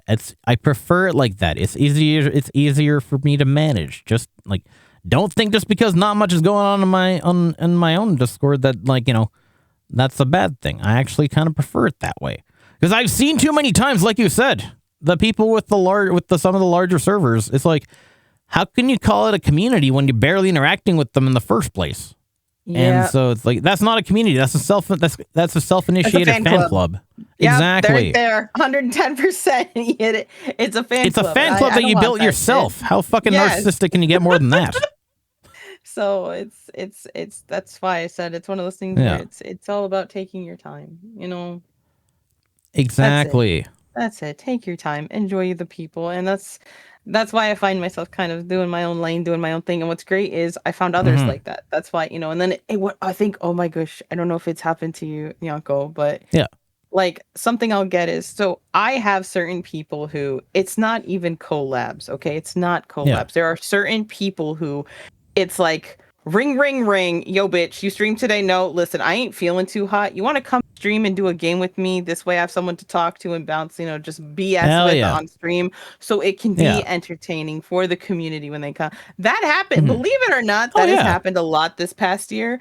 And I have people going, well, I thought you don't do collabs. And I'm like, no, I don't do collabs in a sense with complete and utter strangers, because something that some people don't realize is there are some people who are like, oh, hey, well, I see we have a mutual friend and I would really like to play this game with you. And it's like, can you tell me anything about me other than you saw me come up on the screen? Can you tell me anything? Do you not know? And then it's weird because I'm like, did you not see, are you in my Discord? Because have you not heard a stream of mine? Because I've talked about, I got some stuff going on that's a bit chaotic RL. So I'm not there. Oh, but I saw you do a collab with so-and-so. And it's like, listen, that's not a collab partner. That's family that I fucking tied up, threw in the back of a van and made go into my OBS. That is what that is. That is what that is. And that's, and it's not saying I don't love to get asked to do collabs or anything like that. There's certain people, like example, I have a collab tonight with Grot. Yeah. And there's certain people who it's like, okay, I love this bean. I know this bean. Okay, this is fine. Things like that, totally don't mind. But it's the people who you can genuinely think that by doing a collaboration with you, it will benefit themselves. Right. And that's where you have to sit there. So when people ask me, oh, you don't do collabs, it's like, I don't know you. It's too late now. Nor do I have a I don't want to say, nor do I care about you, but I don't know you on a level. You don't feel the connection in my life. There's no connection. It's not. I'm not gonna. I've got so much. I don't have the spoons. But then they do get mad at you and they call you rude because I saw you. You did a collab with example Dula Zombie and Sam Gamer, and I'm like, you realize maybe because you fucking know them, right? They're not just streamers to me. That's my family. What the fuck? Exactly. Like, even my mod, like right there, B is one of my mods, and I called him the other day. Yeah. Can you come play a game with me, please? I don't want to. He warframed with me a few days ago. I was like, I don't want to do it on stream. I don't have the P's and Q's. And him and his wonderful partner Alien came and they spent that stream time with me. And for me, I don't consider that a collab. I consider that like me turning the camera on, and you see like my sibling popping me upside the head. You know? Yeah. Exactly. And I'll let you finish. That's how I like to do it. Like even when you asked me for this, I was like, "That's Nyanko. That's my bread cat. I love Nyanko." I'm like, "Yeah, Nyanko, let's go." You know, and Nyanko knows I've got shit going on, but I will tell you right now, like hands down, I remembered Nyanko. I put it in my phone. I will be there for Nyanko because, and it's not for anything other than the fact that I'm like, this is someone who I care about, you know, and it's hard because you'll meet people who just want to collab with you to get numbers, to get new faces, and then you'll never hear from them for a year. But then they see you're doing good, and then they'll come back. Believe it or not, those people exist. Yeah. And they're scary. Oh God. I will say though, like considering, because a big thing about my personality is I'm one of those people who has no friendship degradation, and like when my availability, you know, heavily changed. I'll get to that in a second. I know I keep talking a lot about myself. I do apologize. I'm so sorry. There's more just a relatable experiences than anything else. But like, you know, I did meet a lot of people throughout my time, like last year as well, who I got collab opportunities with, you know, maybe like once or twice total. And they are in my Discord server, and I know that I haven't really kept in contact with a lot of them, but it wasn't like it was never, you know, it was never about, you know, the size or the quote unquote the opportunity for growth and whatnot. It was one of the biggest things that I wanted to do throughout my time in the VTuber space is I wanted to just try and connect with as many different people as I could. But the problem was I only had time to connect with them so many times, and then, you know, once I've been able to connect them once or twice, it's like the rest of it didn't really line up since. And so it's like I can't really touch on that topic without like being direct to the fact that there have been people that I've collabed with in the past that, you know, I have a conduit with, but I haven't really, you know, really made use of it, but not for the reason of like, oh hey, I collabed with this person, great, I got exposed to their community, whatnot, fucking blah blah blah and that shit. No, it's like, you know, I connected with them, I got to do things with them, but the fact that I'm just so busy all the fucking time means that I haven't really taken the time to like actually reach out to anybody that I really should have. And because like for one, like when I go back to the point of no friendship degradation. So for those of you who may not know, the reason why I was on hiatus from December until like March, December last year until like March of this year, was in preparation for my wedding that I was having back in February. And the best man at my wedding was somebody who I had known since 2010, lived in a different city, let alone state.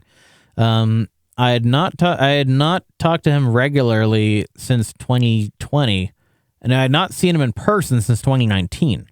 But the moment I hit him, like as soon as I hit him up to offer him the opportunity to be my best man, like he was he was all over that shit too. When he showed up, we literally just hit it off again, like no time had passed, and like and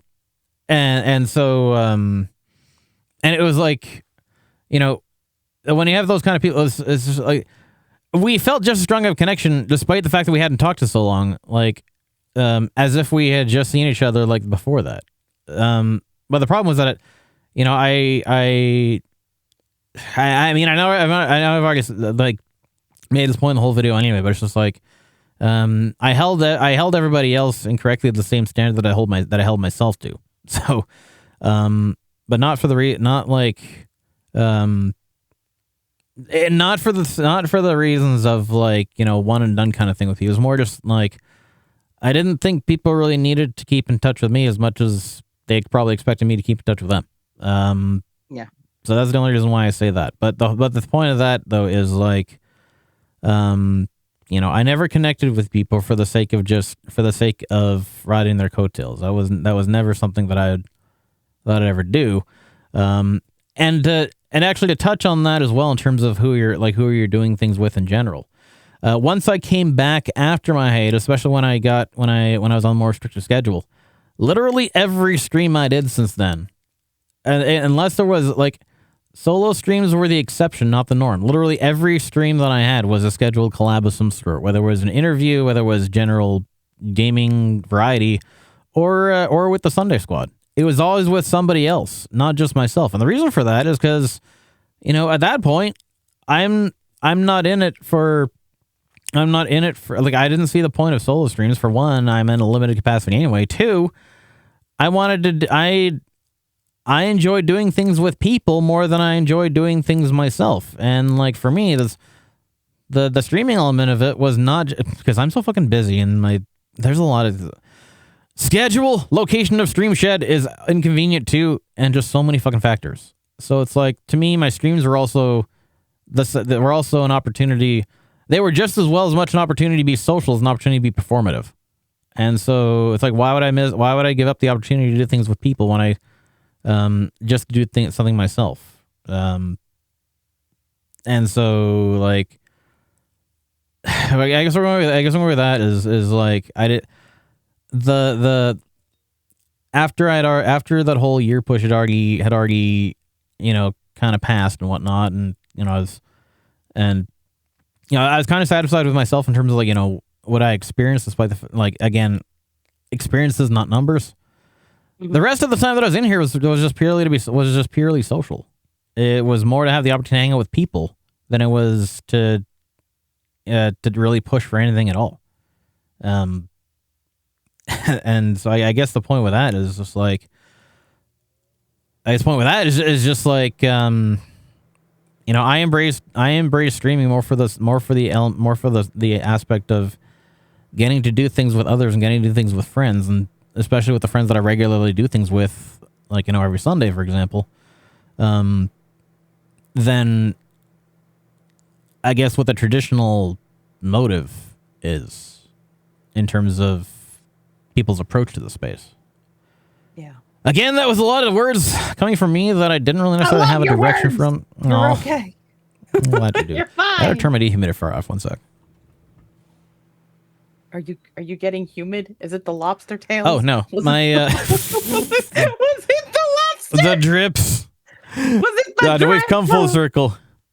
Nah, my dehumidifier in the space automatically kicks on at 11 o'clock, and normally I'm not running this late, but I don't fucking care right now. That's not what I'm not. I mean, as long as I'm not keeping you longer than No, you know, you're fine.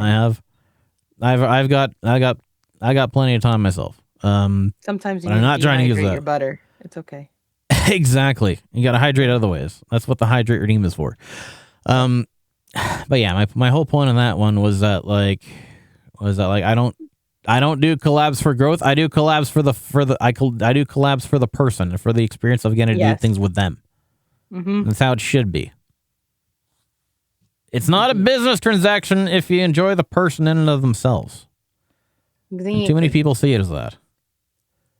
At this point, I basically used the interview as an opportunity to rant about how much I hate fucking mainstream VTubing culture or whatever the fuck. I don't know. No, and it's funny. Anyway. But like I was saying, to touch on that, like it's just it makes me laugh because like even Invisible in chat right there, that's one of my best friends, and I've met him because he watched me stream. He's not a streamer.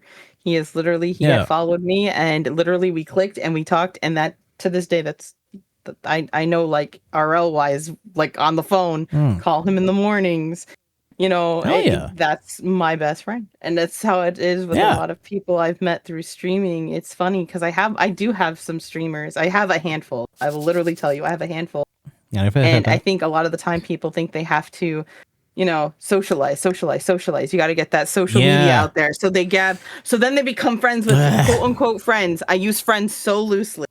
They say Yeah. they can become friends with so many streamers, and then it's like they don't have room for anything else. And it's not even, you don't even have that quality friendships. It's that No. work friendship. And listen, I do this for work because I don't want work friendships. I don't want that. So I have my Yeah, I don't want to make friends with Stacy from accounting. I want to make friends with Geronimo Kiddo from Twitch. from Twitch. But what's great also is because, like I said, it's a two-side street. It's not just the streamers, but people who have come in to follow. They mean more to me. I've got certain ones who are now family. Like, I love them. I love them very much. I mean, hell, I've had people come and I've had people, come into my streams that ended up becoming streamers themselves. Exactly. And that's so cute. I love when that happens. Yes. I cannot tell you how heartwarming and how wonderful it is when I have someone streamer who comes in and goes, "Hey, I want to try that shit. Can you help me out?" I'm like, "Hell yeah, let's go. I will sit there with you." And it's funny because even it's my manager right there, Cheshire Jack, will like sit there and go, "Ma'am, you do not have to sit here and guide everyone. You can literally just give them the links and then go breathe." And I'm like, "No, I have to show them the way. I have to be there." They do not know their way. We need to show them their way, brothers. And it's funny because that's where him being not just my manager, that's my brother flat out. That's where it comes in from. Is getting he married? Is my pullback? Nice. He is my, because if I would. I love helping people. I genuinely, but Same. it bites me in the ass. That's where I end up getting very exhausted and very much like, don't DM me, let me die for the next week. So poor manager, I put way too much on my plate sometimes too. Yes, my giant void feline has to come in and be like, "All right, we're gonna pull you back, little bat," and Yeah. No, I feel like it's like it's good for you. So like one of the big things that I did for it. people is like, no, sorry, I did not mean to talk. No, to I'm you just saying, I love it. That was my ending. That period. Go ahead, my lobster tail love. Go. One of the things that I started developing, tendency to do as well, because one of my expertise is in terms of like audio knowledge and audio setups and stuff, is I started kind of walking people through how to set theirs up every now and then. Well, for one, I realized I didn't really have the time to do that, and two, I realized also as well that I was usually setting people up with the same settings every time. So that's why I decided to put together like this giant fucking ass microphone setup guide that like a lot of people might have found success with, but like, it was more just. For me, if somebody had it's like somebody comes to me, is like, "Hey, I'm have this problem, not quite sounding quite." Oh hell yeah, let's go take a look at it right now. And like, I will literally hold your hand and walk you through that until you sound better, like as good as you want. It's just like, yeah, and so no, I absolutely have a tendency. I will absolutely just like grab people and just be like, "Hey, we are gonna make you better, like right fucking now." And I'm gonna help you see that through. So I've been guilty of that many times myself. And that's the thing, like, so some people have like the self-promo section in their Discords, but what I realize is, because I had this is the Discord I have right now is my second community Discord. With my first Discord, there was over 400 something people, and I sat there and I was like, but no one's talking. What they're doing is they're just self-promoing. Yeah. I've noticed some people won't say, like, I sat there one day and I looked and I'm like, some people, most of them, like half the people were just posting there when they're going live link. I'm like, I don't want. What I did was I said goodbye Discord. I deleted that community Discord for 2 weeks. I pinned this is the new Discord. You can feel free to join it. This one's going to get deleted. And then what I did was I got rid of self promo section. And what I did was streaming help section. So if people want to know where to get game keys, Mama Bat, how were you play, I think the game's like At South of Midnight. How are you able to play that free? This is what I did. I went here. You head, keep an eye on this. I even sat in my Discord a few times and I posted, "Hey, if you need help or anything, if you have any questions for streaming, etc., how it works, I will be here." Free models, there's a place to post for that. And I basically said, forget a self promo section. You want to do, we're not self-promoing. However, I'll do a help section for those of you who do stream questions. Like I think even Beyond the Table had asked me about how VTuber works. And it's like, listen, I have no problem. Let's go, buddy. I will help you. Hell yeah. This is how Twitter sizes work. This works. You want to do this, and you don't have to pay, because sometimes people think you have to pay out the ass to start VTubing. And I'm like, right now they have it so God, simple where yeah. you have so many, like even this model I'm using right Oh, now yeah. is $15. And I just customized it. That's it. That's but amazing. There's so many starter models because at the end of the day, it's not about the model, it's about you. Exactly. What you do, and if you're entertaining, and if you're engaging, and if you're approachable. One of my favorite streamers is Spooky Cat Kevin, and he is literally a PNG black and white. I love But that. he has a voice like butter. He is the most Amazing. entertaining Back to butter again. individual. Back to butter. Always back to butter. But he is just an amazing individual. Flat out. Awesome content and everything. And he's a PNG. Yeah. He's a cat. But Hell yeah. he's wonderful. Like it's not about what you're using, it's how you use it. Exactly. It's not the, I was gonna. No, we're not. It's not the size. No, that's too much of a low hanging fruit. But Don't you yeah. dare. Don't you that's why I'm not following through on that one. That's why I'm not following through on that. I want to be a bit more creative than that. But no, it's you can buy a model, you can't buy a personality. So it's like you can throw down a bunch of shit to get yourself, technically, like, you can have the most technologically sound setup possible. It doesn't mean you're going to be entertaining worse shit. No. So and I it's think if you're not, yeah. I don't know, are you familiar with the wonderful Miss Lala? I do know of the person. I haven't necessarily watched their content, but I am familiar-ish to an extent. Yeah. So Miss Lala, she is a dear best friend of mine, and I love her so much. And what she said, it will never leave my ears. She said, you have to puppet your Muppet. And never forget that. That is probably the best advice I could tell anyone in VTubing to. Puppet the Muppet, okay? You have this VTuber, you have this model, and I'll tell you right now, if I was just here and talk like this the whole time and never use any of my keys, yeah, and I think nobody would want to watch this. Why would you want to watch just a character staring at you through a screen? It's not entertaining. But when I go like this and I go, or you see me move my model, or, you see things like, example, when Nyanko gets pelted with bread, and you see them go, or you see, example, the blushes, the tongue sticking out, you see things like that, and it's like, no. You have to Muppet the puppet, or puppet the Muppet, because there's so much into it. There really is. And that you don't want to let all the rigging go to waste, right? Exactly. The rigger rigged your model be all, moving and wiggly and shit. You don't want to be just, standing there like a fucking statue. And a lot of times if you pulled up streamers and you see them and there may be one or two viewers and you look at how they're doing their models, most of them are sitting there like this, or they're not talking. Not talking at all. And it's like, you gotta move, honey. You gotta move. Yeah. Even if you're the only one in that stream right now, you move the fuck out. You gotta move. Animate yourself. There's a lot to it that I think people think is just get a model, pop it up. And it's not. I will say, though, as a disclaimer, though, this doesn't necessarily apply to art streamers, because in a lot of art streamers, they'll be focused on actually doing the art.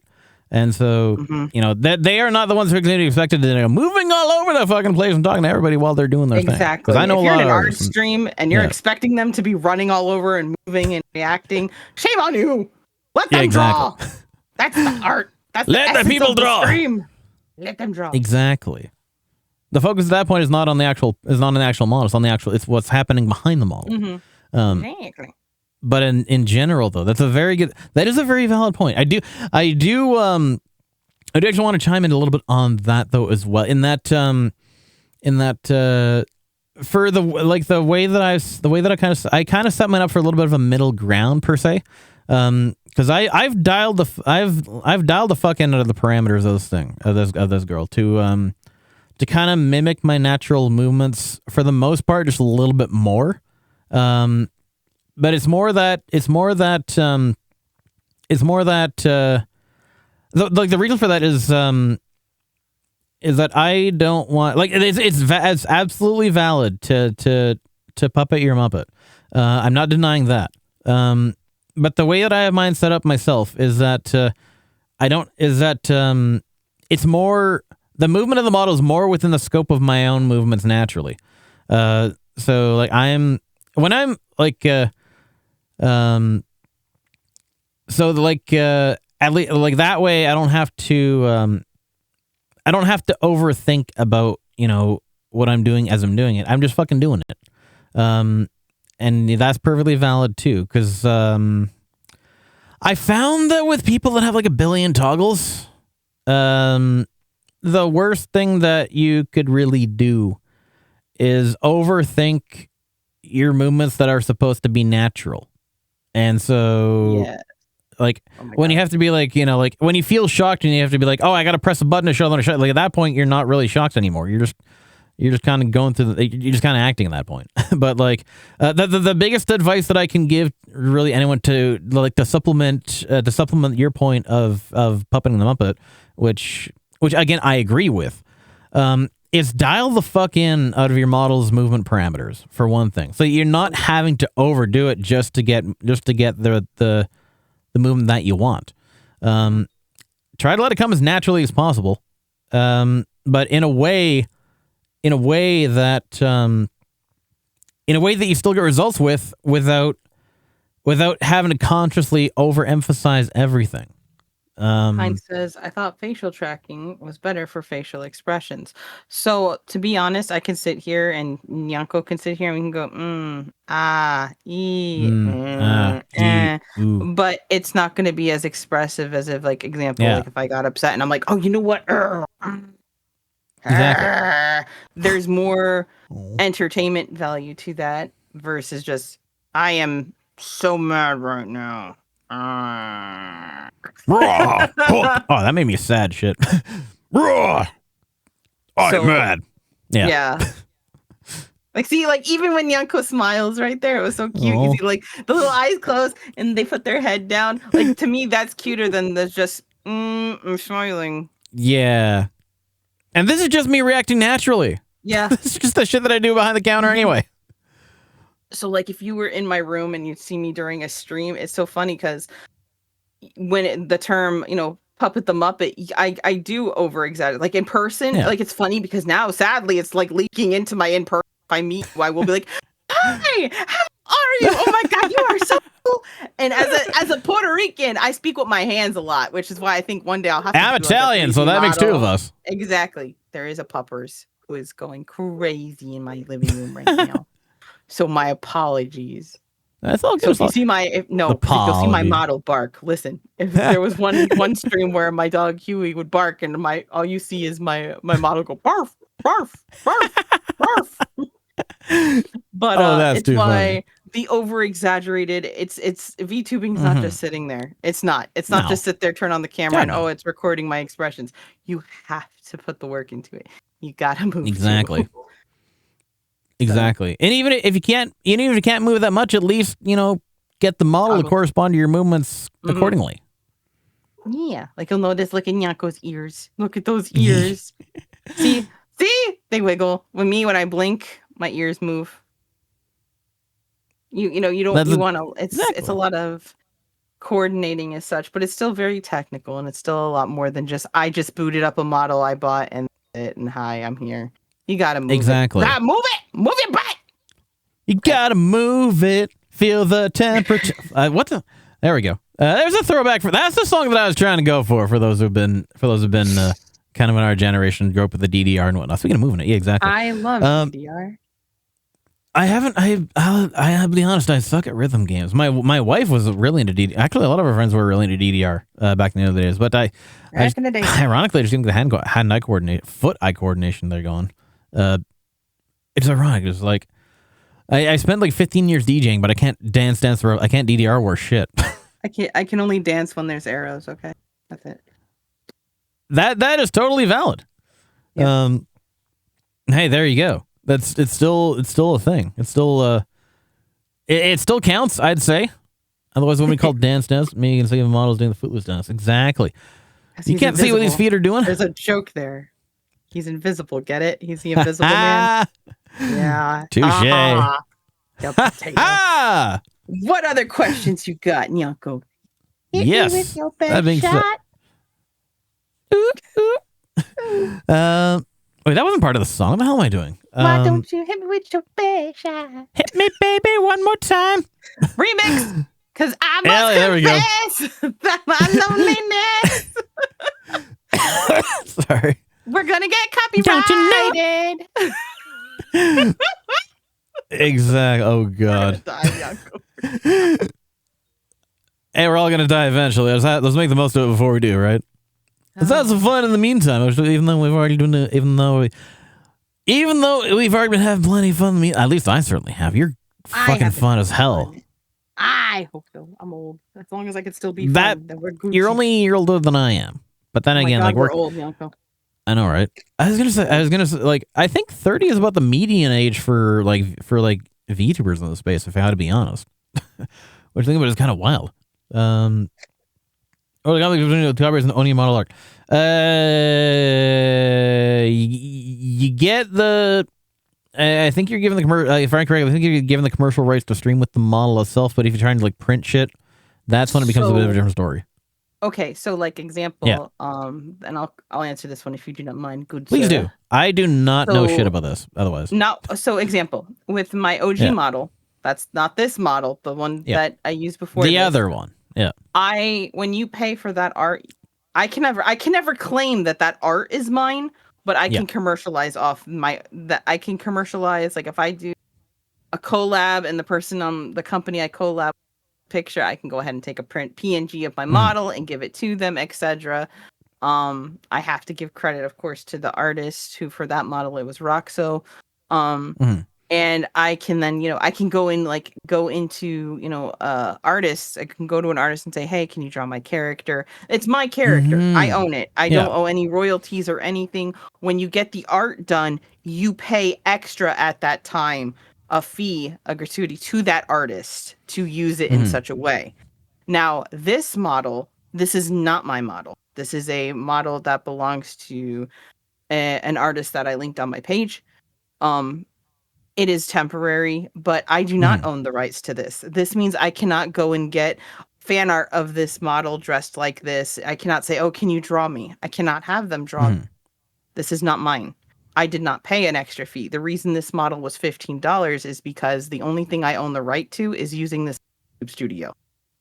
So if and that's why, yeah, exactly. So I can go ahead and I can edit this model. Like you see, like the original model has white hair, pale skin, and I can edit this model to look like me within VTube Studio. But that's it. And I can't get any money off of this. I can't make merch off of this. I can't say, hey, this is my character. Can you draw that? No, this is not. This design, this clothes, everything, this wasn't me. I didn't pay to use that. I'm only paying to puppet the Muppet. It is simply the combination of assets that were already available for it. Yes. It's not a Whereas the bespoke other one like your previous one or like mine is. Exactly. My previous one, and I'm pretty sure this is how Nyanko's too, is that was their idea. That this is our concept, our idea, and we brought it to an artist and said, listen, we're going to pay the extra fee so that we can use it commercially to get money off of it, etc., to use it for things. But we need your skills to bring it to life. Exactly. To draw everything. So that's the difference. Perfect way to summarize it, honestly. One is like going to a library and you check out the book. The other one is you bought the book and you own it. So you can lend it to whoever you want, however long. If you want to charge your friend a burger and some fries for reading your book, you can go ahead and do that. For borrowing from the library, you can't do that. Exactly. Like one you own, one you rent. Is that almost you have to pay the artist for the commercial license? Exactly. I think it might. Well, it depends on what you do, I guess. Because I think in my case it's more that like if I think if I were to just slap this model on something and go to print like as it is, I think that would have I think that would be a fee for that. But if it's like a body pillow art where it's like I have somebody like do the art, I don't have to pay to have the art itself done, but I'd have to pay the artist for the body pillow art to get actually printed on a body pillow. It depends on who creates the material for correctly. It depends what's in your contract when Yeah. you buy the model or when you That's pay true, the that's true. artist what they're comfortable with.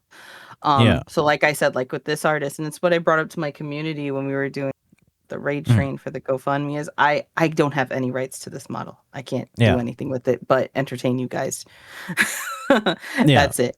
I can't make merch off this model. I can't bring it to an artist and say, hey, can you draw this? It's not mine. No. So there's a I huge getcha. difference. So Exactly. so starting out wise, and this is why I say starting out wise, by all means, feel free to use a model like this. Mhm. And then if you find Get your footing. VTubing something you are passionate about, you realize, okay, I really like this. I like being able to customize these little. Okay, I think I came up with my own ideas, my own look I'd like. Then go get the model. Go for it. Exactly. But beforehand, don't just jump that gun because you don't even know. You may do it for a month and say, I really don't like streaming. Exactly. And at that point, like when you've already gotten a fully fully bespoke model, that is like whether you like I was gonna say the average price I think for decent quality model like bespoke like one off is probably about $1,000.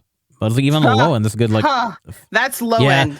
So I'll be very Yeah. honest with you straight up, and I've been mine asked was this definitely before. not just $1,000. I'll tell you Yeah, that. mine was I could have not bought $1,000.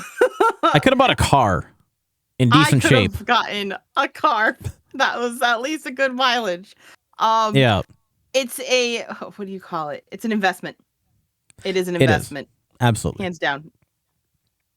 Like I'm not trying to say this to brag or anything, but it's when you're getting up to when you start pushing corporal quality ass, a grand is low. Let's add about 4 more to that, and you got about my ballpark price. Let's just say that. For a decent quality starting the low end of the price range for a bespoke model that's still of decent quality. That's what I mean by about $1,000. And so it's but if you want bare bones just enough to get by, that you still want to be your own. You might even be looking at about $500 for that. But then you get into sketchy territory of was this made with AI or something like that? But it's that is still, even at that point, that is still almost a full paycheck that you're dropping onto something that you might not even like. And so that's where things more pre-made and customizable models come in handy. Because at that point, you're only going to be willing to throw down that much, and that's just for the model. It's not even including a good microphone, a good tracking camera or iPhone, things like that. The rest of the things you need to make to put it together. So at that point, it's you don't want to be risking throwing a bunch of money into something that you may not even want to, and then you're stuck kind of holding the bag, so to speak. You have all those things that you don't even really have passion for, and now you're what the fuck do I do with it? Sunk cost fallacy, basically. So start off with something that's the nice thing about the barrier to entry right now, the requirements for the tech requirements for barrier to entry for VTubing are so low that you can really get a full setup you can really get a full setup off the ground for if you already have all the hardware for literally for free. But you can go from there, maybe even for a decent like GK said, $15 was a 15, 14. It was less than $20 bill. You can get that model, get a webcam. If you already have a webcam, get a good internet connection, just fucking send it. And then you can determine for yourself if it's something you want to stick with or not. At that point, if you feel something that you're actually passionate about and that you feel you have, you feel may have opportunity in, then you can start throwing down for the big stuff. Yeah. And then make an investment in it that way. But you shouldn't be doing that before you know if you want to be in the first place. Iron Mouse, listen. Iron Mouse can afford to change her model. I am pretty sure at this point there are people who probably are willing to do work for Iron Mouse for free because Iron Mouse. Just because it's going to be seen. Exactly. Exactly. Exposure. But the thing is, when you're just starting out, or even if you're just a plain old Joe VTuber like myself, like Nyanko, John Batgirl. make sure you have to make sure it's something you're passionate about. Speaking of John VTuber, hey Alex, good to see you. Thanks for popping in. Hope you're doing well. She goes 50 views. Yeah, exactly. Yeah, speaking of VTubers, how's this Alex person doing in the chat? Good to see you, homie. Quote unquote VTuber, exactly. Happy Friday morning to you, by the way. That's not just Alex. That's your boy. Put some respect on that name. It's That's our your boy, Alex. It's our Exactly. boy now. Are we parents? He's We're parents. We're opposite. congratulations. Parents. It's an Alex. Congratulations. It's an Alex. It's a bag. He's alive. Vitality is vitality is the crucial element of existence, of capability. Not hell yeah. Son, your mom. Are you your winning, mom's son? a You are woman. now. Your mom's a man and your dad's a woman. Hey, it's current year. We can do that now. Yeah. Mm-hmm. One's a bat, one's a cat. Uh-oh. Cat bat. Dun dun. Cat bat. Cat bat. Bat cat. Bat cat. I am the night. I am not. No.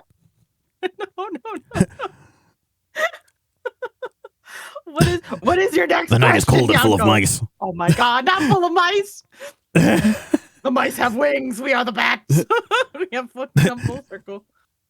I was trying to fucking combo into that, but I couldn't think of a good. I couldn't think of a good thing to chain that off of. But anyway, so that being said, it's Batwoman and Cat. Exactly. Has your VTubing experience gone in the direction you thought it'd been since you thought it had since you first? Has your VTubing experience gone in the direction you thought it had when you first got into it, or how has it been different? There we go. Now I'm saying words. It has not. I didn't expect to take off. That is totally valid. I never expected more than 5 viewers. Ow. I'll be very honest. Like Beverage time. Very honest thing. I didn't expect more than 5 viewers. I didn't think I would be doing it this long. I thought I would be onto, I don't know. I didn't think people would stay. I'll be very honest. I didn't think when you don't think highly of yourself and then your child tells you, go do it, try it, and you do it and then you take off. It's always it's nice. It's very nice. Absolutely. But I didn't expect much. I really didn't. Which I think is a good thing. Keep your keep your what is it? Keep your expectations low. And then you'll go in, and when it goes in, when it goes good, then you can be like, yeah. Under promise, over deliver. Exactly. Exactly. So, you can't expect too much of yourself and don't expect anything of yourself in the first place. Exactly. No, I know that. Like I said, when I was pushing through it last year, I didn't know where the fuck I was gonna go. I was just like, no fucking idea where this crazy train is going, but let's just fucking send it anyway and see where it goes.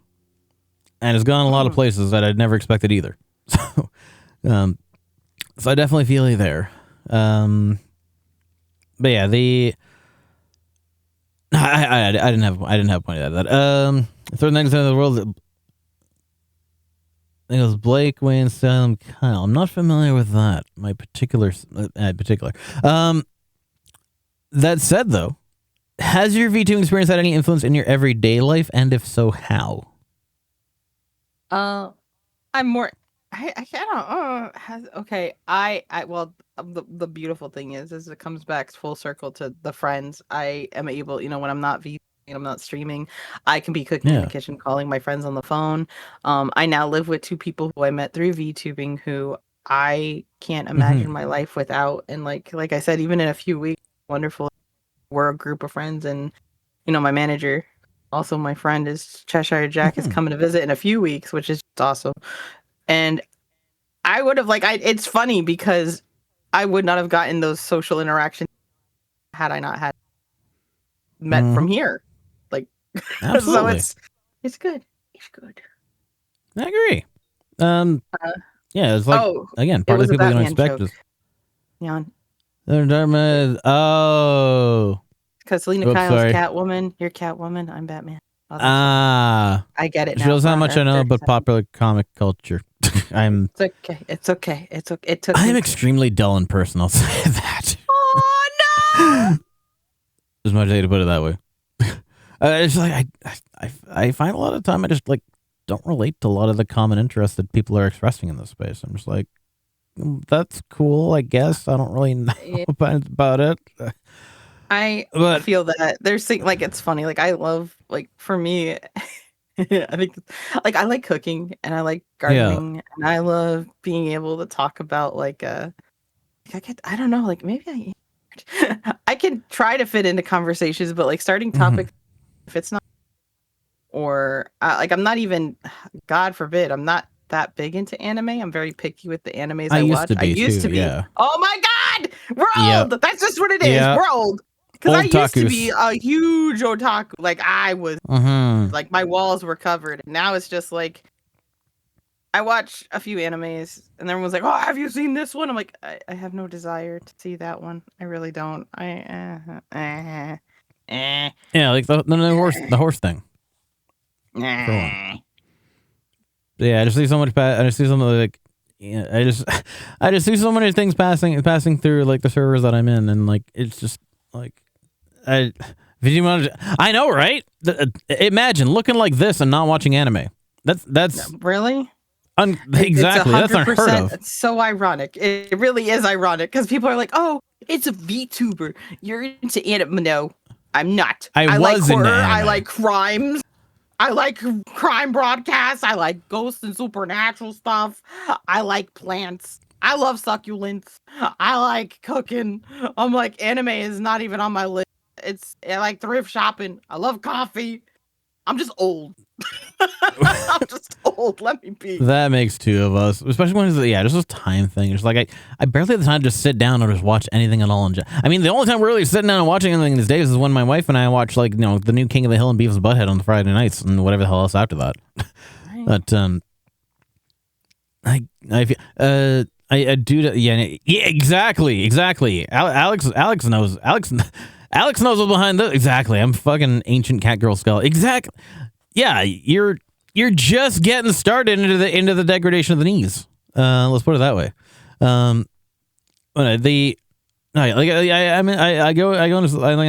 hang on a few servers sometimes and like I see, hey, did you see this new thing about like, this, that, the other things popped up. I'm just like, oh, that's cool, I guess. Great. Yeah, it's like, it's like when you hand your parents a picture that you drew in Yeah. kindergarten, and they're like, "Wow, Mom, look at this! Are you gonna put on the fridge?" And she's like, "Oh, another picture That's with the 50,000 other pictures. Yeah, it's great." we're gonna have to buy a new Nice. fridge just to put Yeah. just to get your. It's like, not to say that I don't appreciate the people that I'm surrounded by. It's more just sometimes I don't always connect in the ways that I want to. Mm-hmm. And it just depends on the era that we grew up in. Depends on the interests that we have, which is it's totally valid. And that's the funny thing. Like, I have people like, Yeah. I don't know if this has ever happened to you, but you play a game on stream and then you end the stream. A lot of you, it's funny because some of you are like, "Hey, you want to play games after stream?" And I'm like, "No, I just don't wanna want to cuddle up wanna into go- bed, and Yes, I want to curl up Yeah. in my bed. I want to play. or I wanna got play- shit to do. I I got to wanna do the read garbage comics. out. I got to do the I dishwasher. gotta go do wash the dishes. I gotta get dinner going. Gotta take care of little man. I'm like, and then they're like, Exactly. "Oh, well, you never want to hang out." It's like, no, I just don't want to play. I never video have the games. time. Yeah.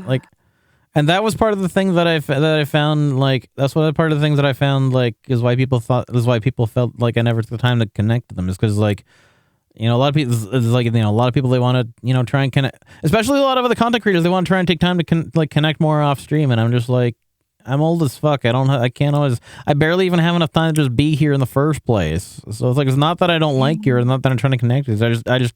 I got too much on my plate and I can't really eat it all at once. And so, Yep. like hell, I even tried to just to try and connect with a couple people more. I tried to be more active and like, I'm only really active in maybe like 2 to 3 servers total, Discord wise in my off stream time. And like, I tried to be active and like, I tried to like add, 2 more onto that. And I didn't realize how much I was going to spread myself like even more thin just to try and be in like 2 other more places. And it's like, well, great. Now I'm less active in more places than I was before. Mm-hmm. Like this solves nothing. And it's like the thing with everyone having a different demographic and stuff is like, especially when us being the older crowd, it's just like, the kids, the younger generation, I don't want to say the younger generation, but it's like, well, I mean, millennial, we're the most overworked generation like to date currently. But it's like those who have more of the time to do more of the full-time streaming kind of thing. I mean, take it while you got the privilege of doing so. Take that shit and run with it, because you're not gonna have that time forever. Not to say that I'm trying to just be pessimistic or anything, but it's just like those of us that are old. Like I am as social as I am. I don't know. I just don't always have the time to do so. And it's not that I fucking love people. I just wish I had more like time in general. But it's just like, we're not avoiding people because we don't like them. We're avoiding them because we're not even trying to avoid them. We just don't have the time to do the things that other people want to do. Or it's like, I'm engaging my community constantly while I'm streaming 5 days. Was like, great, good for you. I got shit to do buddy. and bills to pay and all that. It's just like, the time is the greatest privilege you can have at any point throughout your life. Make the most of it while you can. Never spare a second if you can spare a minute. And, you're not going to have that forever. And then eventually, you're just going to be lucky that you can get to do what you want when you can. So don't hold it against anyone else for not being able to do that. It's not that I don't take it personally. Yes. Was I just called a twink in chat? Allegedly. Let's go. Do you want us to bonk Apple? Give Apple a bonk. Give Apple a bonk. Mods castrate his castrate his father. Apple. I don't That know. is the first time I've ever been called a twink, and I am dying right now inside. I don't know whether to giggle. I don't know whether to be offended. I don't know whether. I was called a twink. I was called a twink. I was called a twink. Mods remove his testicles and feed it to him in wonton soup. I have no idea where I'm going with that. But no, Apple, Apple's one of our I adore you. regulars. I He's adore it. one I'm of our sorry. he's one of our Sunday I'm- squad on I'm giggling. It made me laugh. well, that's the important thing. If you're offended, then I actually have to do something about it. No, But no, no, I no, no, get- no, no, no. Please. No, I I get get it. I'm laughing. I just think I think it's cute. Oh, I'm glad. Not even us. Oh, Oh yeah. oh. I can't remember. I can't even remember where I was going with it, but Next question. I'm yeah. dying. I'm still dying. Oh. Fair enough. Well, I guess I can say we're all dying slowly in the end. Some of us faster than others, but ow. Doll. But so that being said, what was your speaking of time thing? What was your most memorable moment throughout your time as a VTuber so far? Probably the charity runs I do for Christmas time for Starlight Children. I try to bring on a guest each year. I do it Oh, God, also Nick, I not just forgot for the about that. kids, but because I really do love Yeah. my community and I love being able to give them at least Ah. that one-on-one chance. Mhm. Where they can have, kind of like a treat. So I try, during Christmas, I try to get a guest speaker. So like the 2 years ago, here Little we'll start bat at time three. is a treat. Yeah, 3 years ago we had, if you've played Borderlands 3, the infamous Coffee Commander. I have I think heard her of name it. I think her name is Lorelei, is the character's name from Borderlands. We had her voice actor come by, and she answered a few interesting. questions and stuff. Then 2 years ago That's for cool. Christmas, we had the voice of Wesker from Dead by Daylight, Connor Fogarty. He came by. And Nice. he's always a rock by multiple times. Mhm. And then last year we had Nick Apostle, Resident Evil 2 remake and Resident Evil 4 remake, and I believe he will be in R9. Nick Apostoli is Leon Kennedy. And Oh, he- nice. yeah, and he, they always do something really sweet for the community, whether it's Mhm. making the voice of Wesker sing the Fortnite song or having, Nick brought in some of his art pieces and we did autograph wrap out. Oh, that's cool. They've always been so sweet. And yeah, Lorelei. Yep. And I try very hard to do things like that because I love my community, but It's I also worth love it. very much. I love being able to take streaming and do something because a lot of people think, oh, well, you just play video games. No, Yeah. you Ugh. can do so much with this, and raising Yeah. money for children, terminally ill children is what we do at Starlight Children. Mhm. Trying to give kids and their families smiles and easier ways, and I'm very proud of my community. Raised together over the past few years over $10,000, and Nice. we put 4 Nintendo Switches into 4 different hospitals for kids. So Hell for yeah. me, that's a big thing that I always very much Mhm. try to go above and beyond with, and it's left a lot of good memories, especially when you hit goals and stuff. And Leon, when we had Leon and West Honor, they were doing their characters' voices every time they got a donation of like $5 or $10. Connor was Wesker Claus, so he would tell you you're nice, Amazing. and you get to pick were you naughty or nice. Tell Santa Wesker, and Mhm. Leon would do his good boy. Thank you so much on behalf of Raccoon City Department. So it was really cute. And it's That's just amazing. really fun to do that for them and to have those memories, to make those memories, and to also know that it's going towards a bigger cause. Those are my best memories. Those are my favorite Absolutely. all-time memories. I can definitely agree with that. And it's one of the most fulfilling things you can do, especially when you can do it for others. Yeah. I did also want to tack onto that as well in terms of the whole like, oh, you're a streamer, you just play video games kind of thing. Fun fact is I actually as much as I adding on to the fact of how dull I am, I didn't really get back into gaming proper until I actually until I committed to doing VTubing properly myself, because it was more I kind of felt at gaming back in the university. I never really had the system to run it, and then of course when I finally had the system, I just didn't have the time or the interest. But it was more that. So I come from an anime convention background. I've been staffing anime conventions since 2010, in other words, for 15 years. But I recently retired from that. But the experience that I built from that, one thing that I did a lot of was I ran a lot of panels, and so it's an opportunity to get to to hang out with people, present them with something, have them in it, help them have a good time, make a good time for them, and it's kind of, especially if it's like one of the 18 plus panels, you kind of shoot the shit during the after hours. And it's fucking fun. And I've been doing that for so long. But the thing with that is you can only do that if you're only, the convention that I'm staffing is only once a year. You can only do that once a year. One thing that I learned really quickly about streaming is that essentially, if you can run it as a panel, you can almost pretty much always run it as a stream too. And so a lot of the content, necessarily the content itself, I had carry over from anime conventions. I know I haven't really done any kind of special event type streams, but the concept of how you apply it could very well easily carry over. And the thing with that is, sure, conventions you can only run maybe once a year. I can do this whenever the fuck I want, technically, whenever the fuck I have the time to. But of course, when you're first starting out, it's like, well, you don't really have the type of audience to do that for, so you gotta find something else to do in the meantime. That's where I kind of got back into gaming. I wasn't necessarily even that I got into gaming for the sake of gaming. It was more that I just wanted to have something to fill the time with while I was streaming in the first place. And so but of course, at that point, what I enjoyed getting out of it more was when I was getting to play the games with other people, because that's when I get to be social on top of that.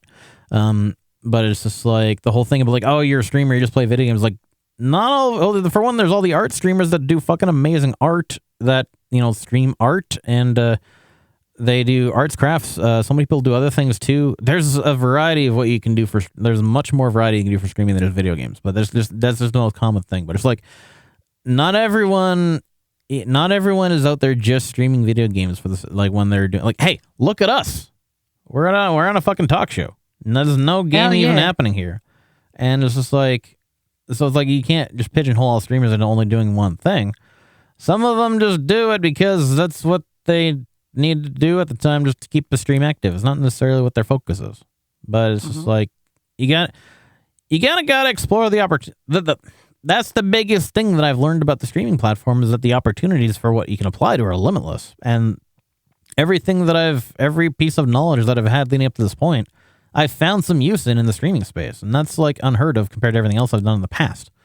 So don't just pigeonhole all streamers to just being video gamers and really nothing else. But that's just the piece that I want to say on that part.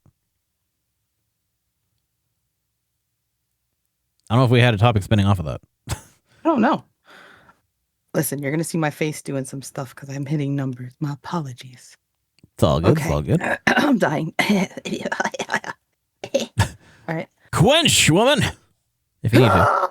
What's the next question? I'm ready. So that being said, then, I know we talked about, like, how not necessarily that we're that we're striving for growth per se, but at least want to be like you're telling Joker's emergency back. Exactly.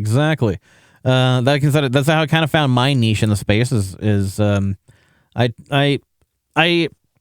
fun point about that, though. I'm one of those people who, before I had the opportunity to do this, that one thing I will say, VTubing has really given me, especially in the stream space in general, is just the ability to have confidence in my voice. And I know that's a weird thing for me to say, considering, like, everything that you're saying about me right now, and how much I'm fucking yapping. But I absolutely fucking hated my voice up until I got into VTubing, and the reasons for that was because I never really had the opportunity to make the most of it, like to make use of it in this capacity. And I've always had it. The only times I've ever recorded it was on some random ass microphone that wasn't even set up for the room properly, and I never hear myself in like a proper way that was actually worth it.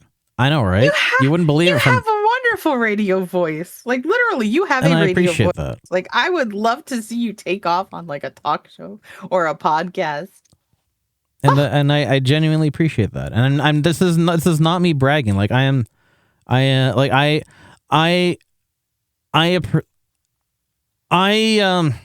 enjoy listening to myself now, and I'm not saying that as a point of I'm not saying that as a bragging element. The thing is, like, it took me so long to find the confidence in my own voice, and the reason for that primarily was because I never really had the right hardware that was tailored to it. Like, up until this point, it was always either concert mics or something else. The only reason why I have the confidence that I do now is once I got more into VTubing proper, I needed to overhaul my setup. I decided that literally the microphones that you're seeing in front of us right now is the exact same mic that I'm actually using in my studio space. I have a properly soundproof studio area with an actual broadcast, literally the same microphone. You can find it in a radio broadcast studio. And once I got that tailored set up properly, once I actually started to get that dialed in, I actually started to enjoy listening to myself and like kind of learning how to tailor my presentation more towards the kind of approach that I wanted to take. And so I managed to take like what I thought was what I initially saw as a detriment and make that into a selling point, into like a prominent feature. And that's how I kind of got the whole idea for the radio setup in the first place. As a result of all that. Nitpick to speak slow. No, I get that. I a little bit of force of habit is, for one, it's the ADHD, but also at the same time, I didn't over-explain myself, but also one of the inspirations for myself was Snack. Good to see you as well. Thanks for popping in. Hope you had a weekend so far. Happy Friday to you. I kind of got inspiration from a little bit of influence, I should say, from a guy named Don Koala.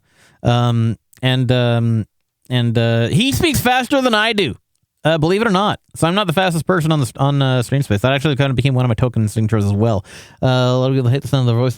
Yes. So that being, I actually never really thought of going anything radio related until I discovered that I actually have something capable if I just had the right equipment dialed into it.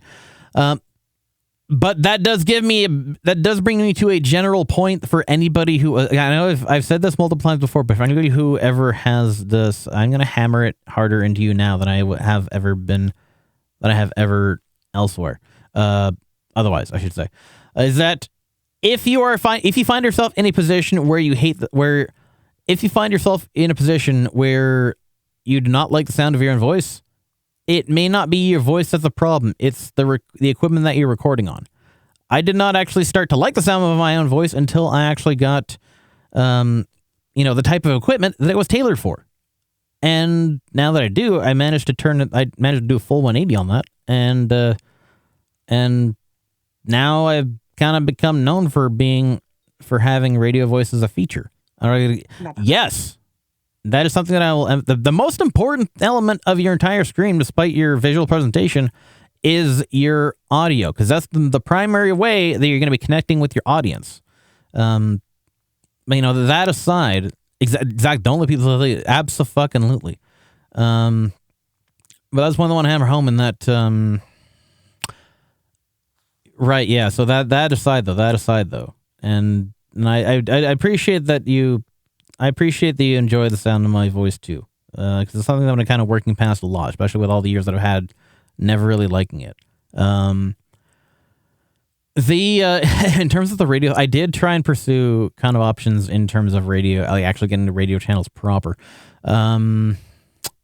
We don't have any independently owned stations in our area, and all the ones are owned by the multinational telecommunications corporations, which have some.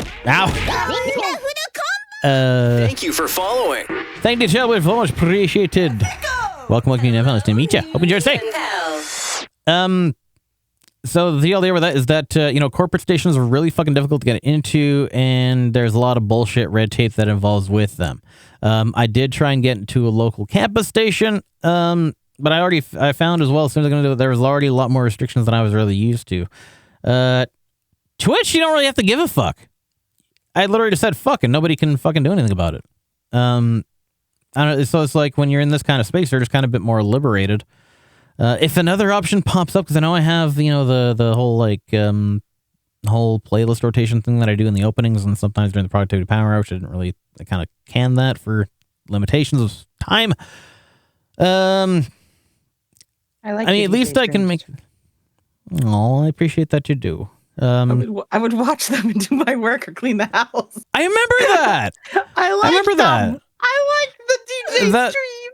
I'll be honest, even just knowing that you were doing that was one of the biggest motivators that kept me doing them. I love them. I'm sorry that I didn't really have the time to keep them going. Yeah, just haven't really time. That's why I'm also planning to cut back. Because I've had to cut back a lot of content, but I mean, it is kind of the nature of what it is, unfortunately. But yeah, that was kind of the way I took something. That was kind of an example of you never really may know what your strengths are until you just start kind of jumping into it and finding out what works and what doesn't. That's the nice thing about VTubing, is you have a lot of room for trial and error, because anything that doesn't work, you can just can it and toss something else at it and see if it works, and then you go from there. It's a very versatile platform. The more people give it credit for. Okay, Australia is a little bit different. Yeah, it's I was going to agree there will be no. Yeah, that's where it's weird. Yeah, I just this is it's sure, I may not be running an actual radio station, but I can kind of give the same vibe. That's the thing as well. I've had people especially how what GK said is I've had people that would choose my stream over an actual radio station just to have in the background and do shit to. And I appreciate that. I know that my primary viewer base is focused around lurkers, and it's I don't mind that. I know those other streamers who are oh, there's so many people in here, but nobody's talking, and it's I don't fucking care. I appreciate the fact that you're all just taking the time out of your day to think of me and just popping here in the first place. I love all you motherfuckers.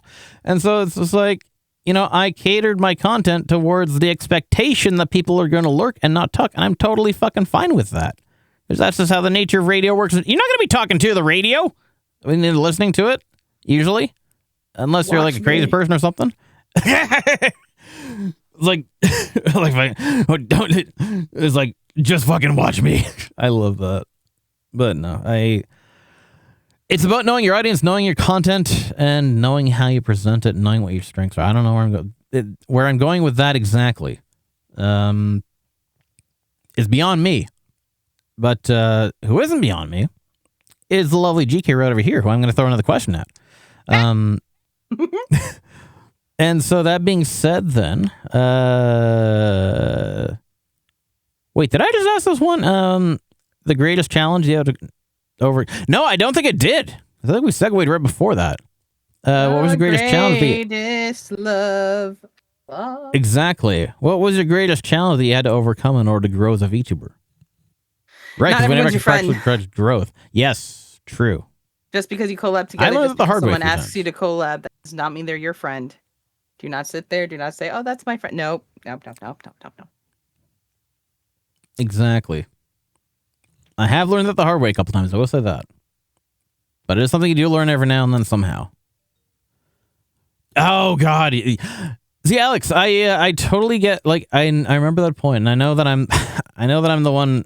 I asked the guest question. Now I'm now giving a longer response than the guest did.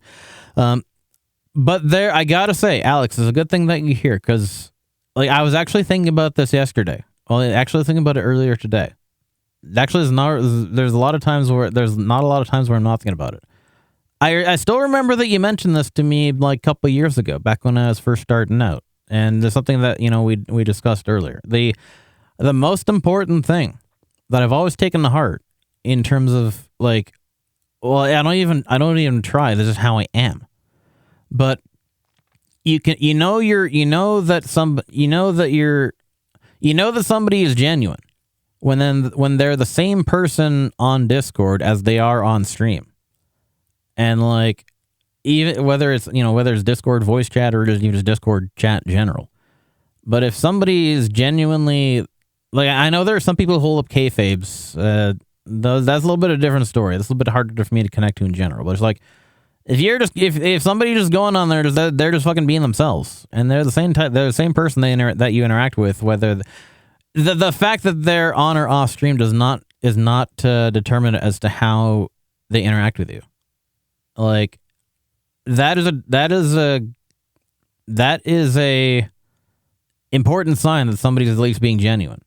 If they're just putting on a face when they're on stream and then they're, like, completely different off stream to the point where you don't feel like you recognize them anymore, that's when it starts becoming a problem, and that's when you never really know who the fuck you're talking to. But I just wanted to take a moment to address it, because, like, that is something that has stuck with me ever since you first brought it up, and, like, that is something that more people really need to take to heart. Yeah, oh God, I cannot imagine that there's going to be at least a few people in the space. It's not even a matter of intentionally using people for clout. That's for some people. This is very much a business. This is very much work. I am here to boost my numbers, etc. Going to be for some people, it's this is a hobby. This is just me making friends. This, yay, fun. A social I am outlet. that. Like, for me, it's hard because I am in that in between. This is a job for me. I do expect some kind of and believe it or not, when I do collabs and stuff, I do expect some form of professionalism. That is understandable. And things like that. And it comes down to how you treat the people that you're working with, because etiquette is still a valid point. It's just me working. It's just me working. Yeah. I'm not expecting the people that I stream with to have that same goal, that same desire, etc. Yeah. Etiquette, like Nyanko said, is very important. However, there are people who this is just work. It's wang bang, get it done. That's it. There are people who are genuinely, and it's hard because you do have that other side, which is, I'm doing this as a hobby. It's for fun. I want to make friends. Yay, yay, yay. Ow. And it can tell. Thank you for subscribing. Why is there someone named Twinkbat? Twinkbat! To the No, don't you dare. Thanks so much for gifting that sub to them. That being said, I feel that was an oddly specific choice. I don't feel that was just purely coincidence. The perfect timing on that. I'm just saying. But I'm on. But I do appreciate you giving that sub to them and bring them on board and inducting them into the Nyanpan Nation. So thank you much for showing support for that and for that. But Alex says wanting money to VTube ain't an issue, and being in it for the money I think is an issue, because if you still put in the effort for not cheap, it all depends on it. Yeah, it all depends on how you treat people, and that's what DK was getting at, because you talked about the point of etiquette, professionalism. But something after, because I know there's people on both ends of the spectrum. Some people can be either too professional or too casual. Bottom line is got to treat people with respect in the end. but I know we got. That's I know when we it cut off your point. And I was trying to remember what. Well, no, that's where you it's going? still to my Yeah. point because that was the question. It's all good, Pine. It's all good. So No, I that appreciate was the my contribution. answer is just please remember, not everyone. That's the big thing. Not everyone's there to be your friend. And it's hard because then you have people who are like, wow, someone so actually took interest in me, and then it's like you go to talk to them. We're not on that level, and you're like, what? But I thought we were friends, and you see it so much happen, so much, and Yeah. it's really heartbreaking. And it's really hard to watch when that happens. Oh, God, yeah. because you feel so bad. When you get whiplash, when you see people get, or when you not only when you see people get whiplash, when you get whiplash yourself, social Yeah. whiplash, I guess, the best way to put it. I will tell you right now, my first time Yeah. streaming, like with my VTuber, I think one of my first few Look at collabs, I Tina met a Sackapple. person. I thought she wanted to be my friend. I was so excited. We were hanging out and everything, and then along came a bigger streamer that she was really into. And surprised how quickly I was shoved under the.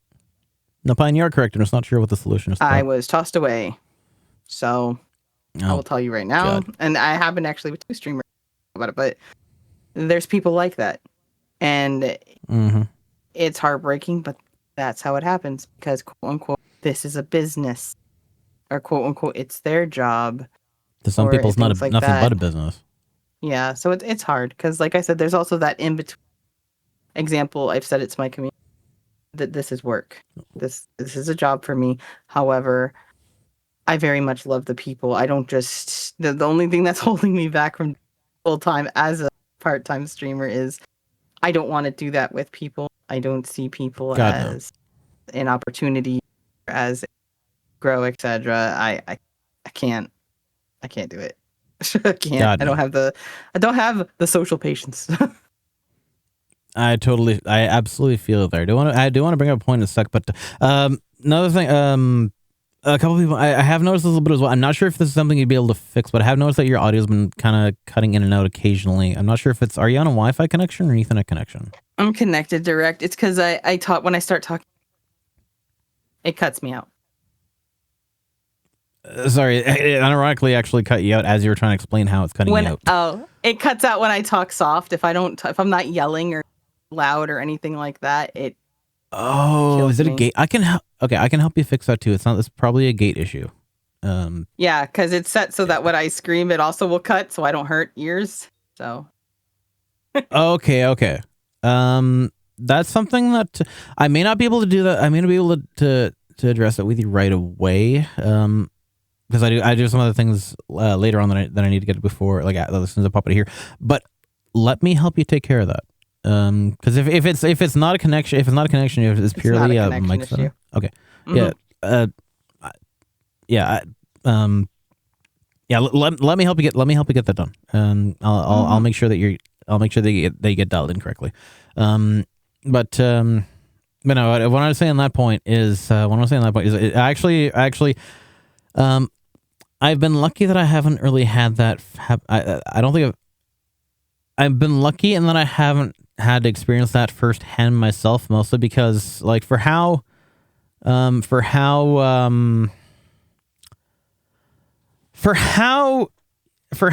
say loosely, but for how flexible I am in terms of who I do things with, I do still have my own criteria for who I engage with, who I do collabs and stuff with. And I mean, I know it doesn't take me long to get to know people enough for me to have confidence in doing things with them. But I do still have that at least criteria myself. Usually, for me, usually just vibe checking them beforehand, maybe watching a VOD of them something, and kind of getting a feel for the personality.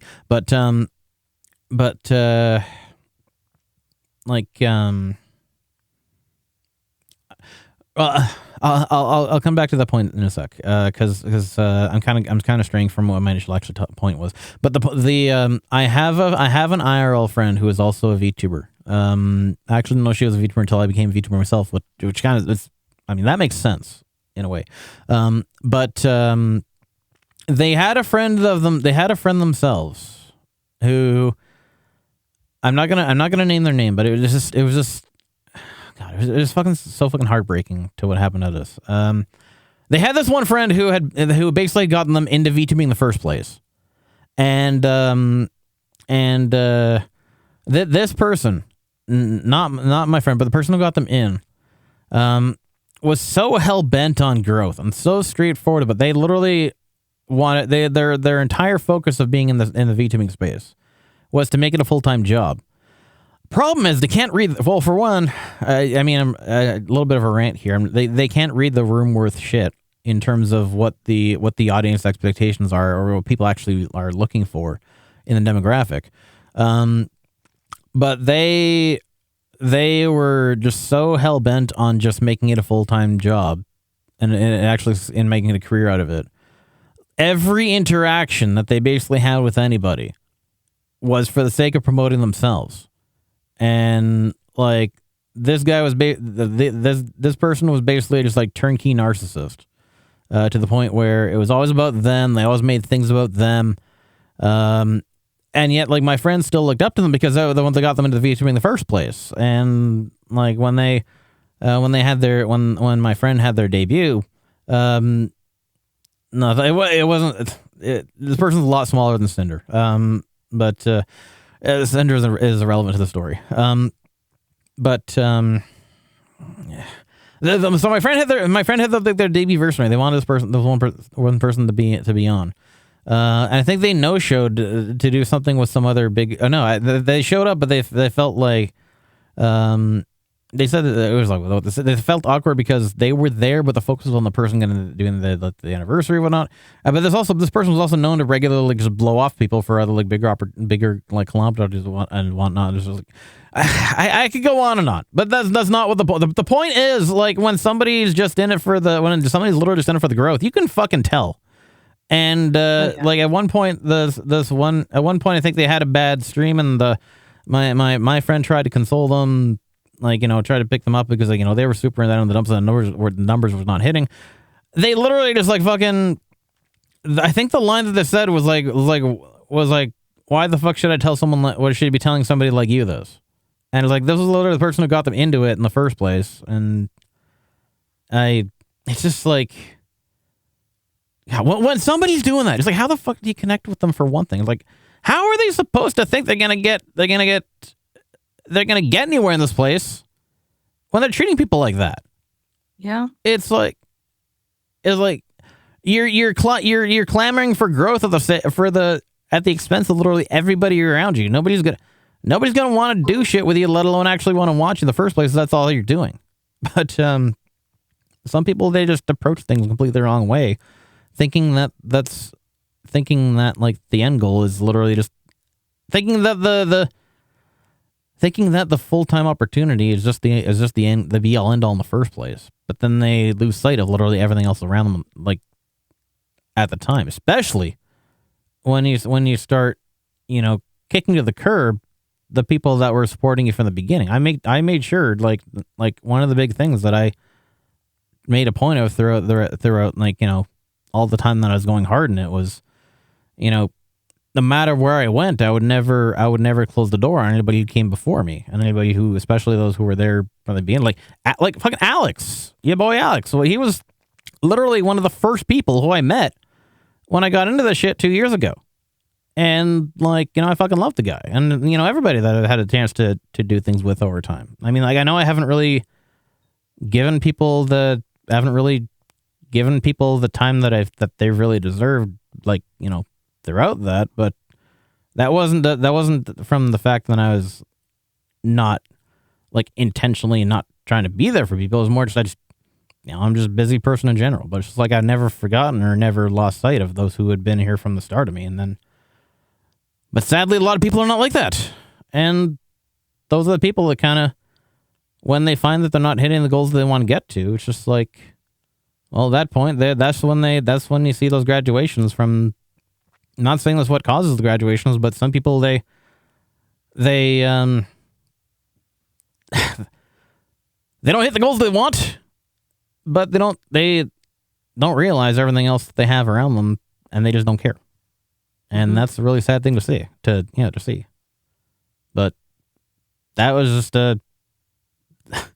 yet another one of my random ass rants that deviates from the entire purpose of why we're here. Stop. I love your rants. Oh, Stop. I'm glad. I just love you. Yeah, because I just wanted to say thank you for being there for me from the start. I just wanted to. Since you're here, I just figured I'd make an example of you in a good way. Let's put it that way. Of course, one ad break. Yeah. That being said, then, what is the greatest challenge that you're still working to over? Let me try that again. What is the greatest challenge that you're still working to overcome as a VTuber, and how would overcoming it benefit you? More organized. How would it benefit me? Probably less coffee needed. Happier manager. Happier manager. Understandably so. I mean, RL sadly is priority, and it's been a little scattered. You've had a lot, but there's yeah. also a lot still going on, and I am behind my work schedule on things that I need to get done, or streaming, etc. And I need. I'd say I need a manager, but I have a manager. Don't tell him. Don't tell him. You need a manager's. It's like I need an adult. I need You're a an adult. I manager need for an the adult. You're manager. adult. Exactly. My manager is my adult. That is, Chesh is my adult. You're adult. Don't tell him that I love him. Don't tell him I praise him. But he tries to pick me up and put Clip me it, back chat. into the time. Don't let him know. Don't let him know he's a good manager. Who called me? Nobody. Go away. You're good. Bye.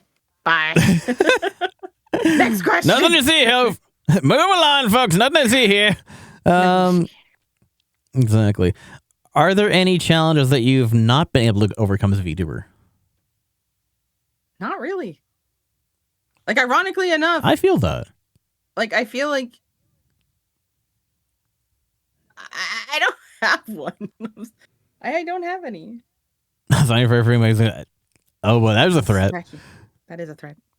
That's why I had to change my number. It's all Chesh's Oh, fault. God. Okay. But I honestly, I feel you there. I've had the opportunity. I don't want to say accomplishments because I never really set any goals when I go into this. It was like I've had the opportunity to have experiences in a space that I never thought I would, especially at the level like I am fucking tiny compared to tons of other people in space. So many other people in space. I've had the opportunity to do things. Yeah. Sorry, Nyan. No. I think if you go You're into the guest here, homie. I think if you go into VTubing or go into streaming and you make sure you keep yourself where the expectations are low, saying don't set goals for yourself. It's just set realistic goals. Realistic. Absolutely. Keyword. Realistic. If you go in going, I want to be as big as Iron Mouse, stop it. Yeah. I want to be as big as KCO. Stop it. Yeah. That's not a goal. That is going to kill you. That is feel a pipe defeated. dream. You're going to be depressed. Don't do that to yourself. But if you Exactly. set yourself with some realistic to you goals, to you, okay, To you. that you really you miss the chances you don't take. If you see Exactly. something and you think I can't do it, try it anyways. Worst they could say is no. 100 That's it. fucking Okay. percent. With that attitude, Well, the worst thing they honestly, can do is a Google Doc about you, but yeah, basically the same thing. but honestly, I don't. I there's nothing. If I've wanted it, I've gone for it. If I don't get it, okay, that's fine. It was for me. That's it. Like I get you. I know some VTubers, also some streamers, some people in general have this thing called FOMO. Oh yeah. I do not have FOMO. I have no fears of missing out. Same. If it wasn't meant to be, it's not meant to be. It's that big. Like I'm that's just how I am.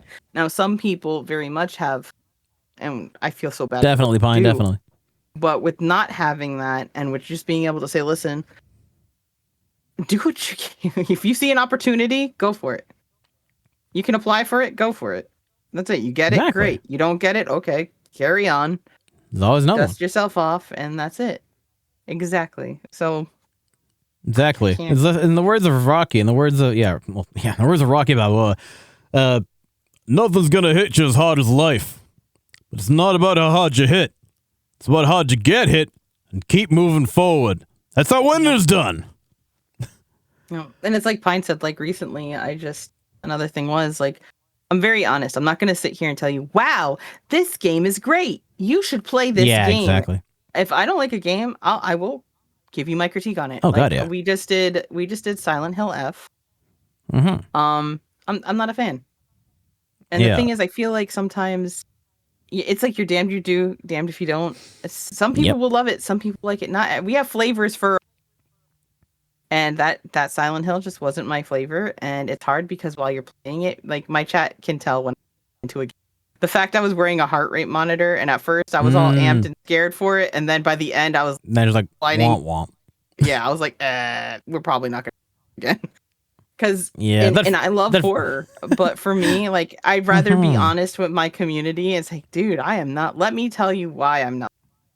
This feature is what makes me, I'd rather just be honest Exactly. and be done than sit there and try to play what's mainstream, what's the hot game, No. etc. No, you want to watch Yeah. that game? Go. There's many of wonderful other streamers who are enjoying it, who you can Mm-hmm. watch them play that. I will go through my backlog and I will continue on by picking up another game I need to play.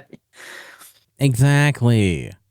And it's like last couple weeks we've been playing this new game called Active Matter with the Sunday Squad, and it's like that. It's a tactical FPS mixed with SCP style entities. Set basically a combination of Stalker and Tarkov. But like the intent of the game was great. And like the development they put into it so far, has been really impressive. However, the execution still left quite a lot to be desired. And so it is constantly improving, but it's just like there have been points where it's been extremely frustrating. We've been very open to expressing that, and so it's like you're not going to see us having fun constantly. You're all going to see there are going to be points where if we're playing something that is legitimately not working out the way we want, you will see streamers get frustrated at it sometimes, and it's like I'd rather see that than see someone just try and put on a face as if they're being paid to promote the damn thing. Because like you can't you can only polish things, you can only like sugarcoat things so far, but before it becomes a point of delusion. And so it's all coming back to the point of honesty, and being genuine. But the shit, the question of the Don't take that on stream. You go to your litter box, young I said fuck. sir. Oh, fuck, I there's a said litter shit. box. Oh no! Stop pooping! Speaking of shit, send me a little. It's that lobster. It's that lobster. It's hitting. It's the him lobster finally, again. chat. It's lobsters. It's all coming back to the lobster. We've come full circle, and so was the lobster with my digestive system, apparently. But the.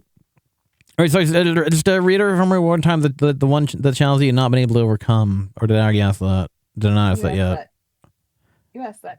What was the summary of that? My apologies, because I do have a tie-in question. Go ahead. What's the question? Wait, what's the question? Hold on.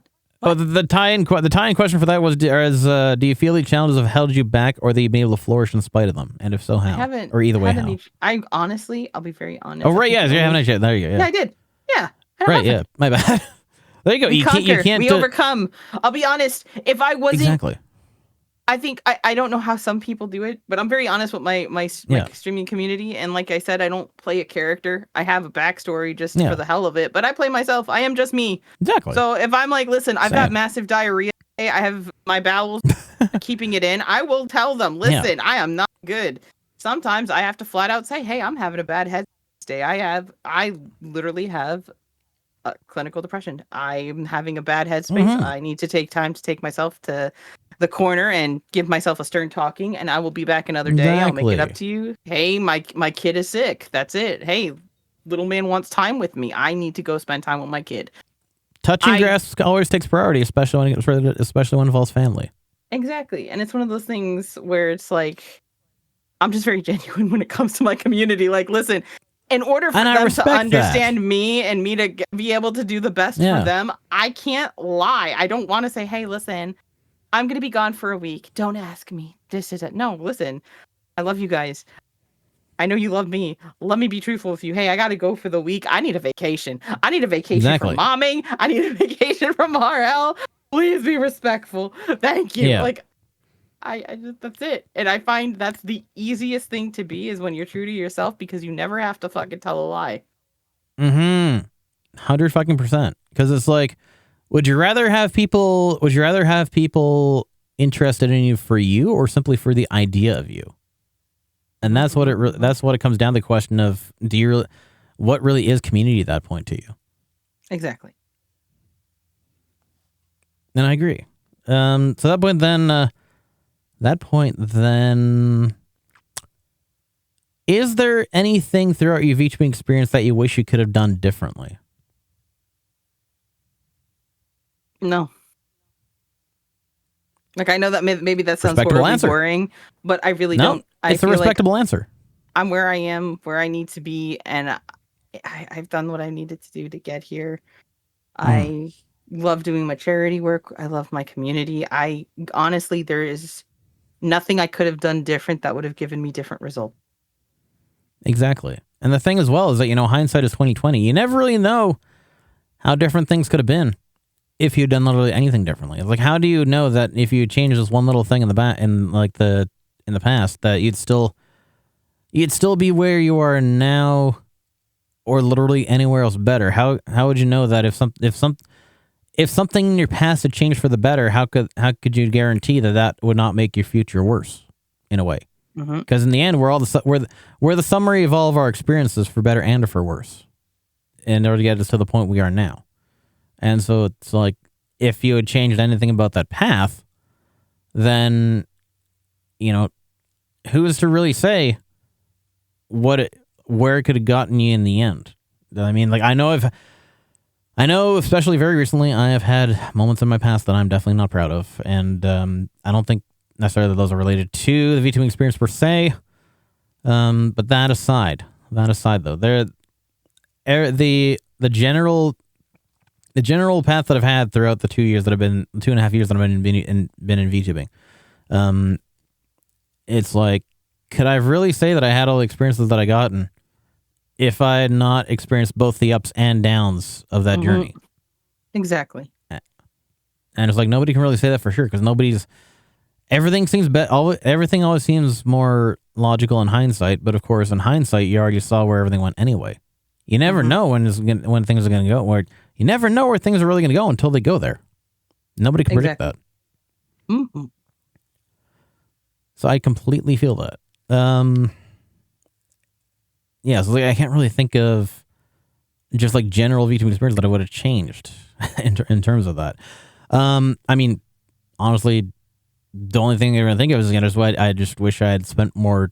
I just wish I had, spent a bit more time actually interacting with the people that I'd met along the way, and actually kind of devoted my time to, making them feel valued. But it's like, that wasn't something that really came in and of itself. It wasn't really, again, I held people to the same standard I held myself to, and that doesn't really count universally. But, that's something that that's something that I can only try and make up. I can't really go back and undo that at this point. So it's like, I can only really work to get everyone. I can only really work to get myself past that with people. I can't really. It's not really something I can go back and fix. But that's kind of different. But I do have to ask, though, is what will your next steps be as a VTuber, and where do you wish to take your VTubing journey from here? Take it to the moon. No. Hodl. Next steps is I am getting a new model done. It's so funny. So with things happening in my RL and everything I am learning to be comfortable with the fact that usually I have an androgynous model. So I'm actually going to try to be more true to myself, and I have my own personal RL growth, that I've been realizing basically it's okay to be me. So my next model will, of course, definitely be more female presenting. And more myself. Still a bet. Yeah. I'm still a bet. Hell yeah. But I'm excited to see where that goes and how that plays out. As and am I. I'm just hoping people like, I guess, me 3.0. Wait, 1.0, 2.0. This is like in between 0.0. I wouldn't even number this model. This is a temporary husk. So the Model There you 3.0, I guess. It's a stand-in, an interim, if you will. Yeah, and what's wonderful about it is I do take my for the subscribers for my channel, I have a channel in Discord, and they've been getting updates. I've been asking them opinions. They've been giving me feedback. What are things like, hey, when it comes to example, the ear concepts I have been giving out eye concepts, or example, even when I wanted to say, hey, listen, in RL, I have booba. In my True. Twitch stream, I don't have booba because I didn't want that as the Let's fix that. content. Exactly. But I would like to try and be more accurate to myself, but I would like to tastefully do it. Like, I don't want them busting out at the seams. So I'm trying to Yeah. figure out design stuff. But You I don't also want there to wanna be make water sure- balloons in space. Yeah, I also wanted to make sure my community was comfortable with it. Mhm. So, like, You want I them to be a asked them, "Hey, feature, but not the listen." main focus. Exactly. And some, I have to be careful because, like, some riggers, I know Mhm. they put a lot of bounce in the chest, and I don't want Yeah. that. I do not Again, want water that. balloons in space. Water balloons in space. That's not how Yeah. they work. Because if they Not at all. really worked that way, there'd be a lot of more problems going on. But Right? This is not Dead or Alive Extreme Volleyball 3 or whatever the hell. this is not. But so I'm trying to figure out ways to do that, incorporate things I like, and still be true to myself, but also Yeah. still make sure that I'm comfy and others are comfy, especially because I really do love my Exactly. community and I do value their opinion. The only other thing is, I know I mentioned it on my Discord is usually for 15. However, I don't think I have any youngins in the Discord. I think all my 15 pluses are now 19 and 18, which is really cute to because I was doing an got to watch analytics them grow. post to figure it out, because Yeah. I did, and I always loved, like, when they graduate, especially a lot of them graduated last year, and they would come up Mhm. to me, I got my diploma, Mama Matt, and I was like, ah! I'm like, my baby. I was so happy, and I love them so much. It's funny hearing the word But graduate in a positive notion on a VTube Extreme. Right? Yeah, I know it is, but it makes me just so happy. But now most of them are grown up, so I'm actually thinking, since I don't have any small beans in my Discord, of just making my Discord 18 plus. Just log it down, yeah. Just because Better safe than sadly, sorry. things are not the same way they were years ago. They're not. Yeah, There's understandable. been a lot of changes, and I have to protect the people in there. And if they're all adult, Absolutely. then guess what? Boom. Yeah. So yeah. It's Yeah. inevitable. That's about it. That's about the only. But it's a changes. better. Absolutely. But in that sense, though, it's one of those, like, better safe than sorry things. Better be responsible in that sense than to risk anything that might cause an issue for anybody else. Comfort is essential. Comfort and consent, I should say. So that being said, then, do you have any advice that you would like to give to someone who is looking to get into VTubing or even streaming in general for the first time? Do it. I know we've already given a lot of advice so far. Just do it. Absolutely. Do it! Do it. Like, Make your dreams come true! oh God, do it realistically. Do it realistically. And if you find out, hey, listen, Do I it don't like they think do I on the can go Discovery Channel. live, then oh my God. Then Okay, maybe not record that way. yourself as a YouTube video and submit it up on YouTube. I mean, Exactly. it's literally either one, you're gonna like doing the whole live talking thing. Don't go in thinking, wow, I'm gonna have 5 to 20 viewers top. No, go in thinking, all right, I'm probably gonna have to talk to myself and make my own conversation. Exactly. That's it. That's the big thing. And if you are too impatient for that, then say, you know what? I want to commentate on what I'm playing, and I'm gonna just upload it on YouTube and then deal with comments. That's it. Exactly. Go have You fun. got options. Life's too short. That's absolutely true. Like, that is actually one of the, I think that is one of the biggest points I wanted to emphasize earlier, but I didn't follow through on it before I switched to another question. That is right. Yes. So in terms of experiences, especially, is that life really is short, and as far as we know, we only get one shot at it. So make the most of it while you can, because you never know if you're going to get to do it again. That being said, especially on top of that, is that you're gonna miss 100% shot. You're gonna miss 100% of the shots you don't take, and it's better to try something and fail at it, and at least say that you tried it, than to forever lament the fact that you never gave yourself the opportunity. Because for one, you're never going to know when they got the opportunity again. And two, like, again, even if it's something that you're not successful in, you still at least got the experience of having tried and actually knowing that for sure, rather than simply speculating over it. And it's because life is all about experiences in the end. And it's not about what you can take with you. It's about what you can. You can't take your possessions, but you can still take your memories, at least potentially. And so it's like, don't leave anything. I know, of course, resources, accessibility can be an issue for people, but like, if there's something that you can make them, if there's something that you do have access to that you can fulfill realistically, you also don't need the best of everything to do it. Exactly. At least try it with something. I'm not just talking about VTuber. I'm talking really about anything. Give yourself the opportunity to give something a chance at just doing it, because it's better to just go ahead and do it than it is to forever regret the fact that you never gave yourself that you never gave it a shot. So before I start talking in circles, I'm going to leave that point at that. Go do the thing. If you do the thing and it doesn't work, well, you still did the thing in the end. At least you can give yourself. Exactly. You can look back on that, and there you go. You did the thing. You tried the thing. See how it goes from there. That being said, if you could say anything to any famous person, whether inside or outside the VTubing space, who would it be, and what would you say to them? Anything to Could be alive or dead. Person. Oh my gosh. Wait, in the VTubing space, alive or dead? Inside or outside the VTubing space. Okay, so it doesn't have to be a VTuber? Does not have to be a VTuber. Literally anybody.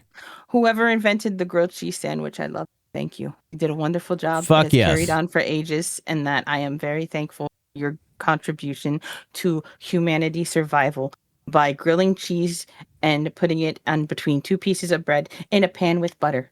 Thank you for your invention and contribution to America and others. Thank you. Hell yeah, brother.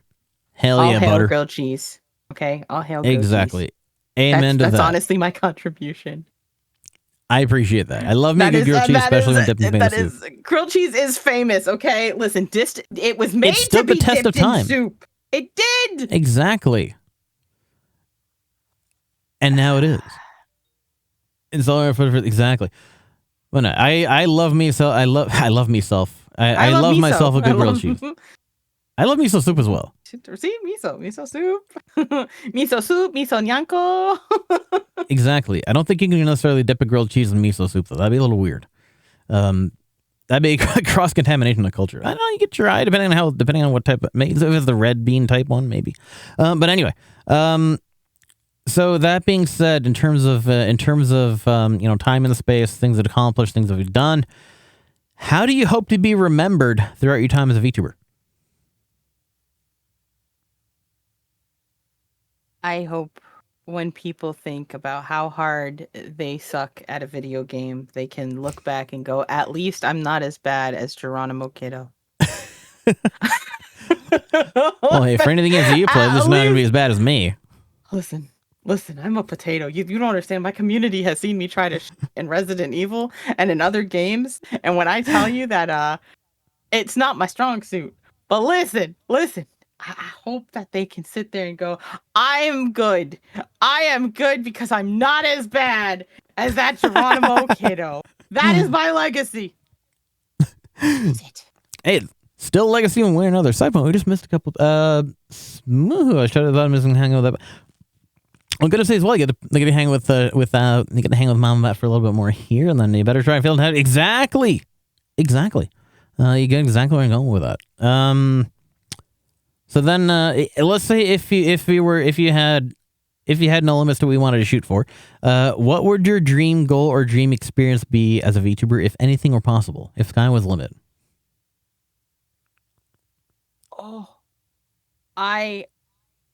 If anything was possible in the VTuber space, This is gonna sound super cheesy, and I'm so sorry. Besides the grilled cheese sandwich? Yeah. Besides the grilled cheese, I wish I could pay my mods. Honestly, that is totally reasonable. And also, I know, like during the respectable. donathon, I had like great tip jar set up. So any tips I got directly, once the tip goal was hit, I actually took that money and split it between my mods, and that was my gift for them. Very wish commendable, I could pay gotta my say. mods. I love my mods. I love them very much. I don't think people I feel you. realize how much goes into being a mod. Like mods love you. Mwah. That goes out to you too, Nikora. They are, like I my mods are so sweet, and not just that, but I wish I could do something for them more. I wish I could do a lot more for them. I also I think another thing I wish if I could in the VTuber space, I wish I could do something for VIPs, people who have been there, people who support. I don't feel like I can possibly do enough to say thank you to a lot of them, and it hurts sometimes, and it's heartbreaking, and it makes me sad because I don't feel like saying, okay, well, hey, you paid you paid $2 and something cents, because we only get half when Yeah. only get 2 something from out of $5. But it's like, hey, thank you for giving me $2. Now you can have stickers in different channels. I don't feel like that's really a thing. Like a yay, and it kind of kicks me in the face at times, because like I don't know if it's because I'm old or what, but I'm like, can I bake you cookies? Can I tell you thank you? Can I just hold you and pat you and tell you thank you? Like, I feel that though. so if in the V, like if I Yeah. couldn't like give out coupons for a free box of Oreos, Yeah. sponsor me. Be like, Hell yeah. like, you Give know me all what I the mean? stuff. Give her all the Things stuff. like that. Be Not like, in that listen, way. I'm like, thank you for subscribing. Here's like a 50% off a pack of Oreos for you. Like I if I could within the space, that's what Exactly. Here's some hot Or here's cocoa. 50% of a pack of Oreos for it because I got too busy and ate half of them myself. I love But no, cookies. I totally get you. Good. Speaking of VIP, I thought I had it in for that. I got to figure out a way to give you the purple dime later on. I'll make that happen. But anyway, What? I thought I had a diamond. I thought you did too. I saw one emote. Yeah, right there. See? I got a diamond. Okay, Shine good. bright like a Mission diamond. accomplished. We already have that in there. I'm losing track here, but I remembered I thought you gave me at some point, but it's good. Yeah, good. Then I'm already ahead of myself there. Excellent. But yeah, just I wish I could yeah. do more for my mods. I think something that they should indicate, Twitch, take notes. I think if you're a moderator, you should be able to have a free subscription to the channel that you mod for. Yes. So you don't get stuck behind a Yes. commercial wall. It would help them. Why the fuck are the people who are supposed to I'm just saying. keep other people in line, like, getting stuck having behind? to pay. Like, it doesn't make sense to Yeah. So And maybe it's because you can technically have like I think you can have unlimited mods as far as I know, but I think but no, it's just like the people that are trying to protect the person who is doing the streaming are getting stuck behind the advertisements as well. It's just like why? You gotta be really that cheap, Twitch. You can't shell out a couple more dollars from Mr. Clancy there, depending where he's throwing them, to make something actually like matter. But anyway, so that said, then, so that being said, I got a couple more for you, but those ones are more about terms of future tense. But I do appreciate that we got to know more about the lovely John McKiddo, both the marvelous Mama Bat, the VTuber, and the person. And so the last couple of questions I have is, what are your upcoming weekend plans, if any, and is there anything in particular looking forward to?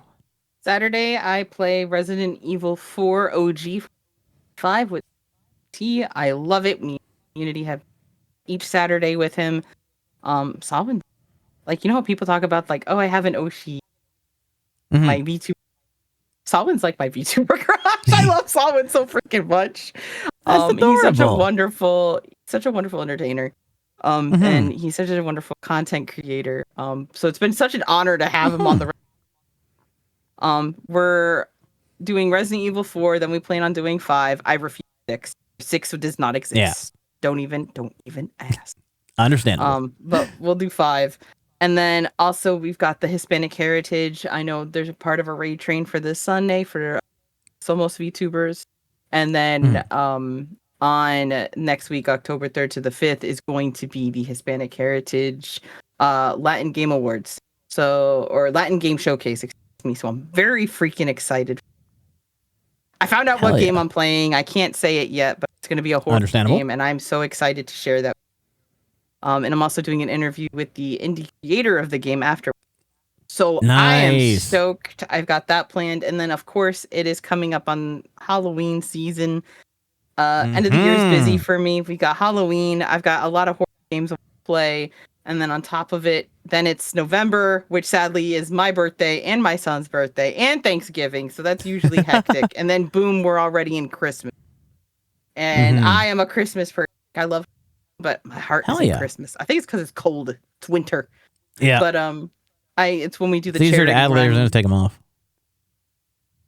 It's the charity run time for the kiddos, and I'm excited. So that's everything that's basically coming up. But for the weekends, it's that Resident Evil. Hell yeah. Speaking of Halloween, I think I mentioned this back to you a while ago when we had the Tell Me About It segment when Solomon was here as well, shortly after last Halloween. How all our I tried to be the king size house, all our chocobos got pilfered in the first half an hour on the honor system. So I came up with a bit more creative idea that that this year's treats would be my trick, and so I bought a 30-pack of plastic flutes, 20-pack kazoos, another 25-pack of those like wind-up noisemakers, and another like 30-pack of those like hand clapper clacky thingies. On the most sugar-filled night of the year. Is that the official name? Is that the Nyanko Ponko official That's what we're going with now. Okay. That's what we're going with for now. And I'm gonna be putting those in the treat bowls instead of candy, so that on the most sugar-filled night of the year, the kids are gonna have as much fun making as much noise as possible afterwards. I already have everything. I've already got everything arrived. We're gonna have ourselves a party on Halloween night. We're gonna be probably the most reviled house in the neighborhood, and I am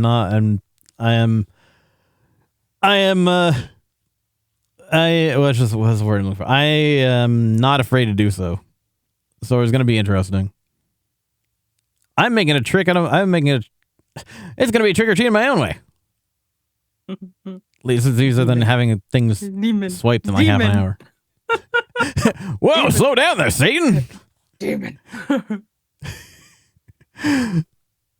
That's gonna be it. I'm curious to see actually how many people take things, because I never really know what the demand. I don't know what the demand is for that kind of thing. So we'll have to wait and see. What if you got? Never mind. I'm not gonna say that.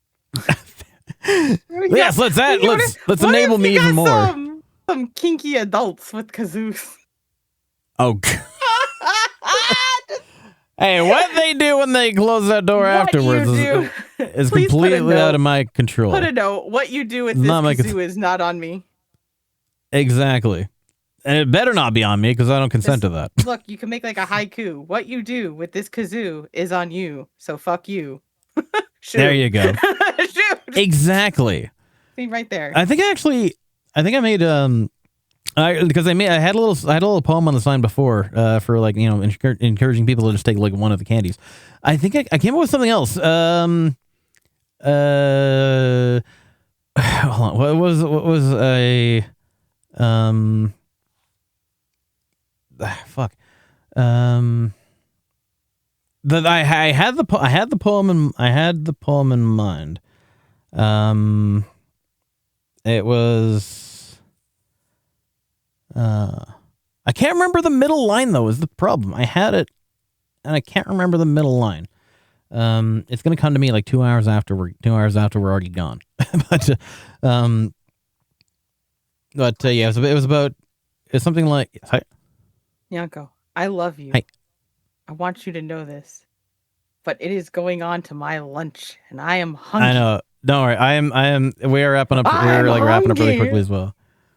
I am desperate for something in my mouth that is delicious. Oh and my! nutritious. And I thought I was the one doing the innuendos. And in the fridge. And okay, you know what? Listen here, you cat. Come back. No. Oh, I see. I remember. It was. Let's go gambling! It was this year's trick shall be my treats. Try something loud instead of sweet. Oh, I like that. So I'll be on. Well, thank you. But that's what I was trying to fucking so hard to remember. But so let's get wrapped up here. Do you have anything else you'd like to say to our viewers before we go? Breakfast is the most important part of the day. Make sure you eat. Exactly. Start the day by stuffing your mouth full of something nutritious. Yes, of course. Nutritious. Keyword. Allegedly. Nutritious. But exactly, or do your best if you can't. if you can't get nutrition at home, store bought is fine. But anyway, GK, I love the fuck out of you. Thank you so much for taking the time to join me here today in the Friday Morning 2-for-1. It was an absolute pleasure. I'm so happy that I finally got the opportunity to do this with you. And, I gotta get over here and hug you. Yeah.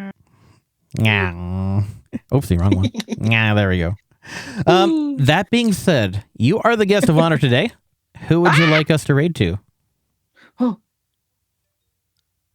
Oh.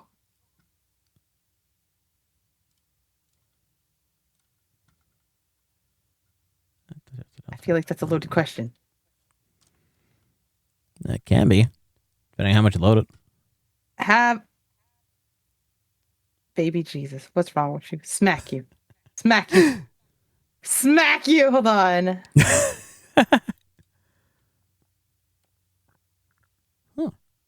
Okay, you know what? Let's see what they're doing.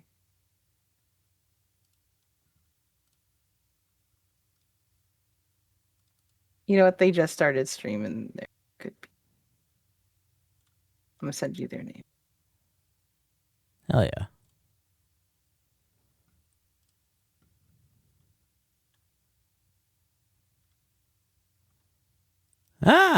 Okay. Let's have a peek here.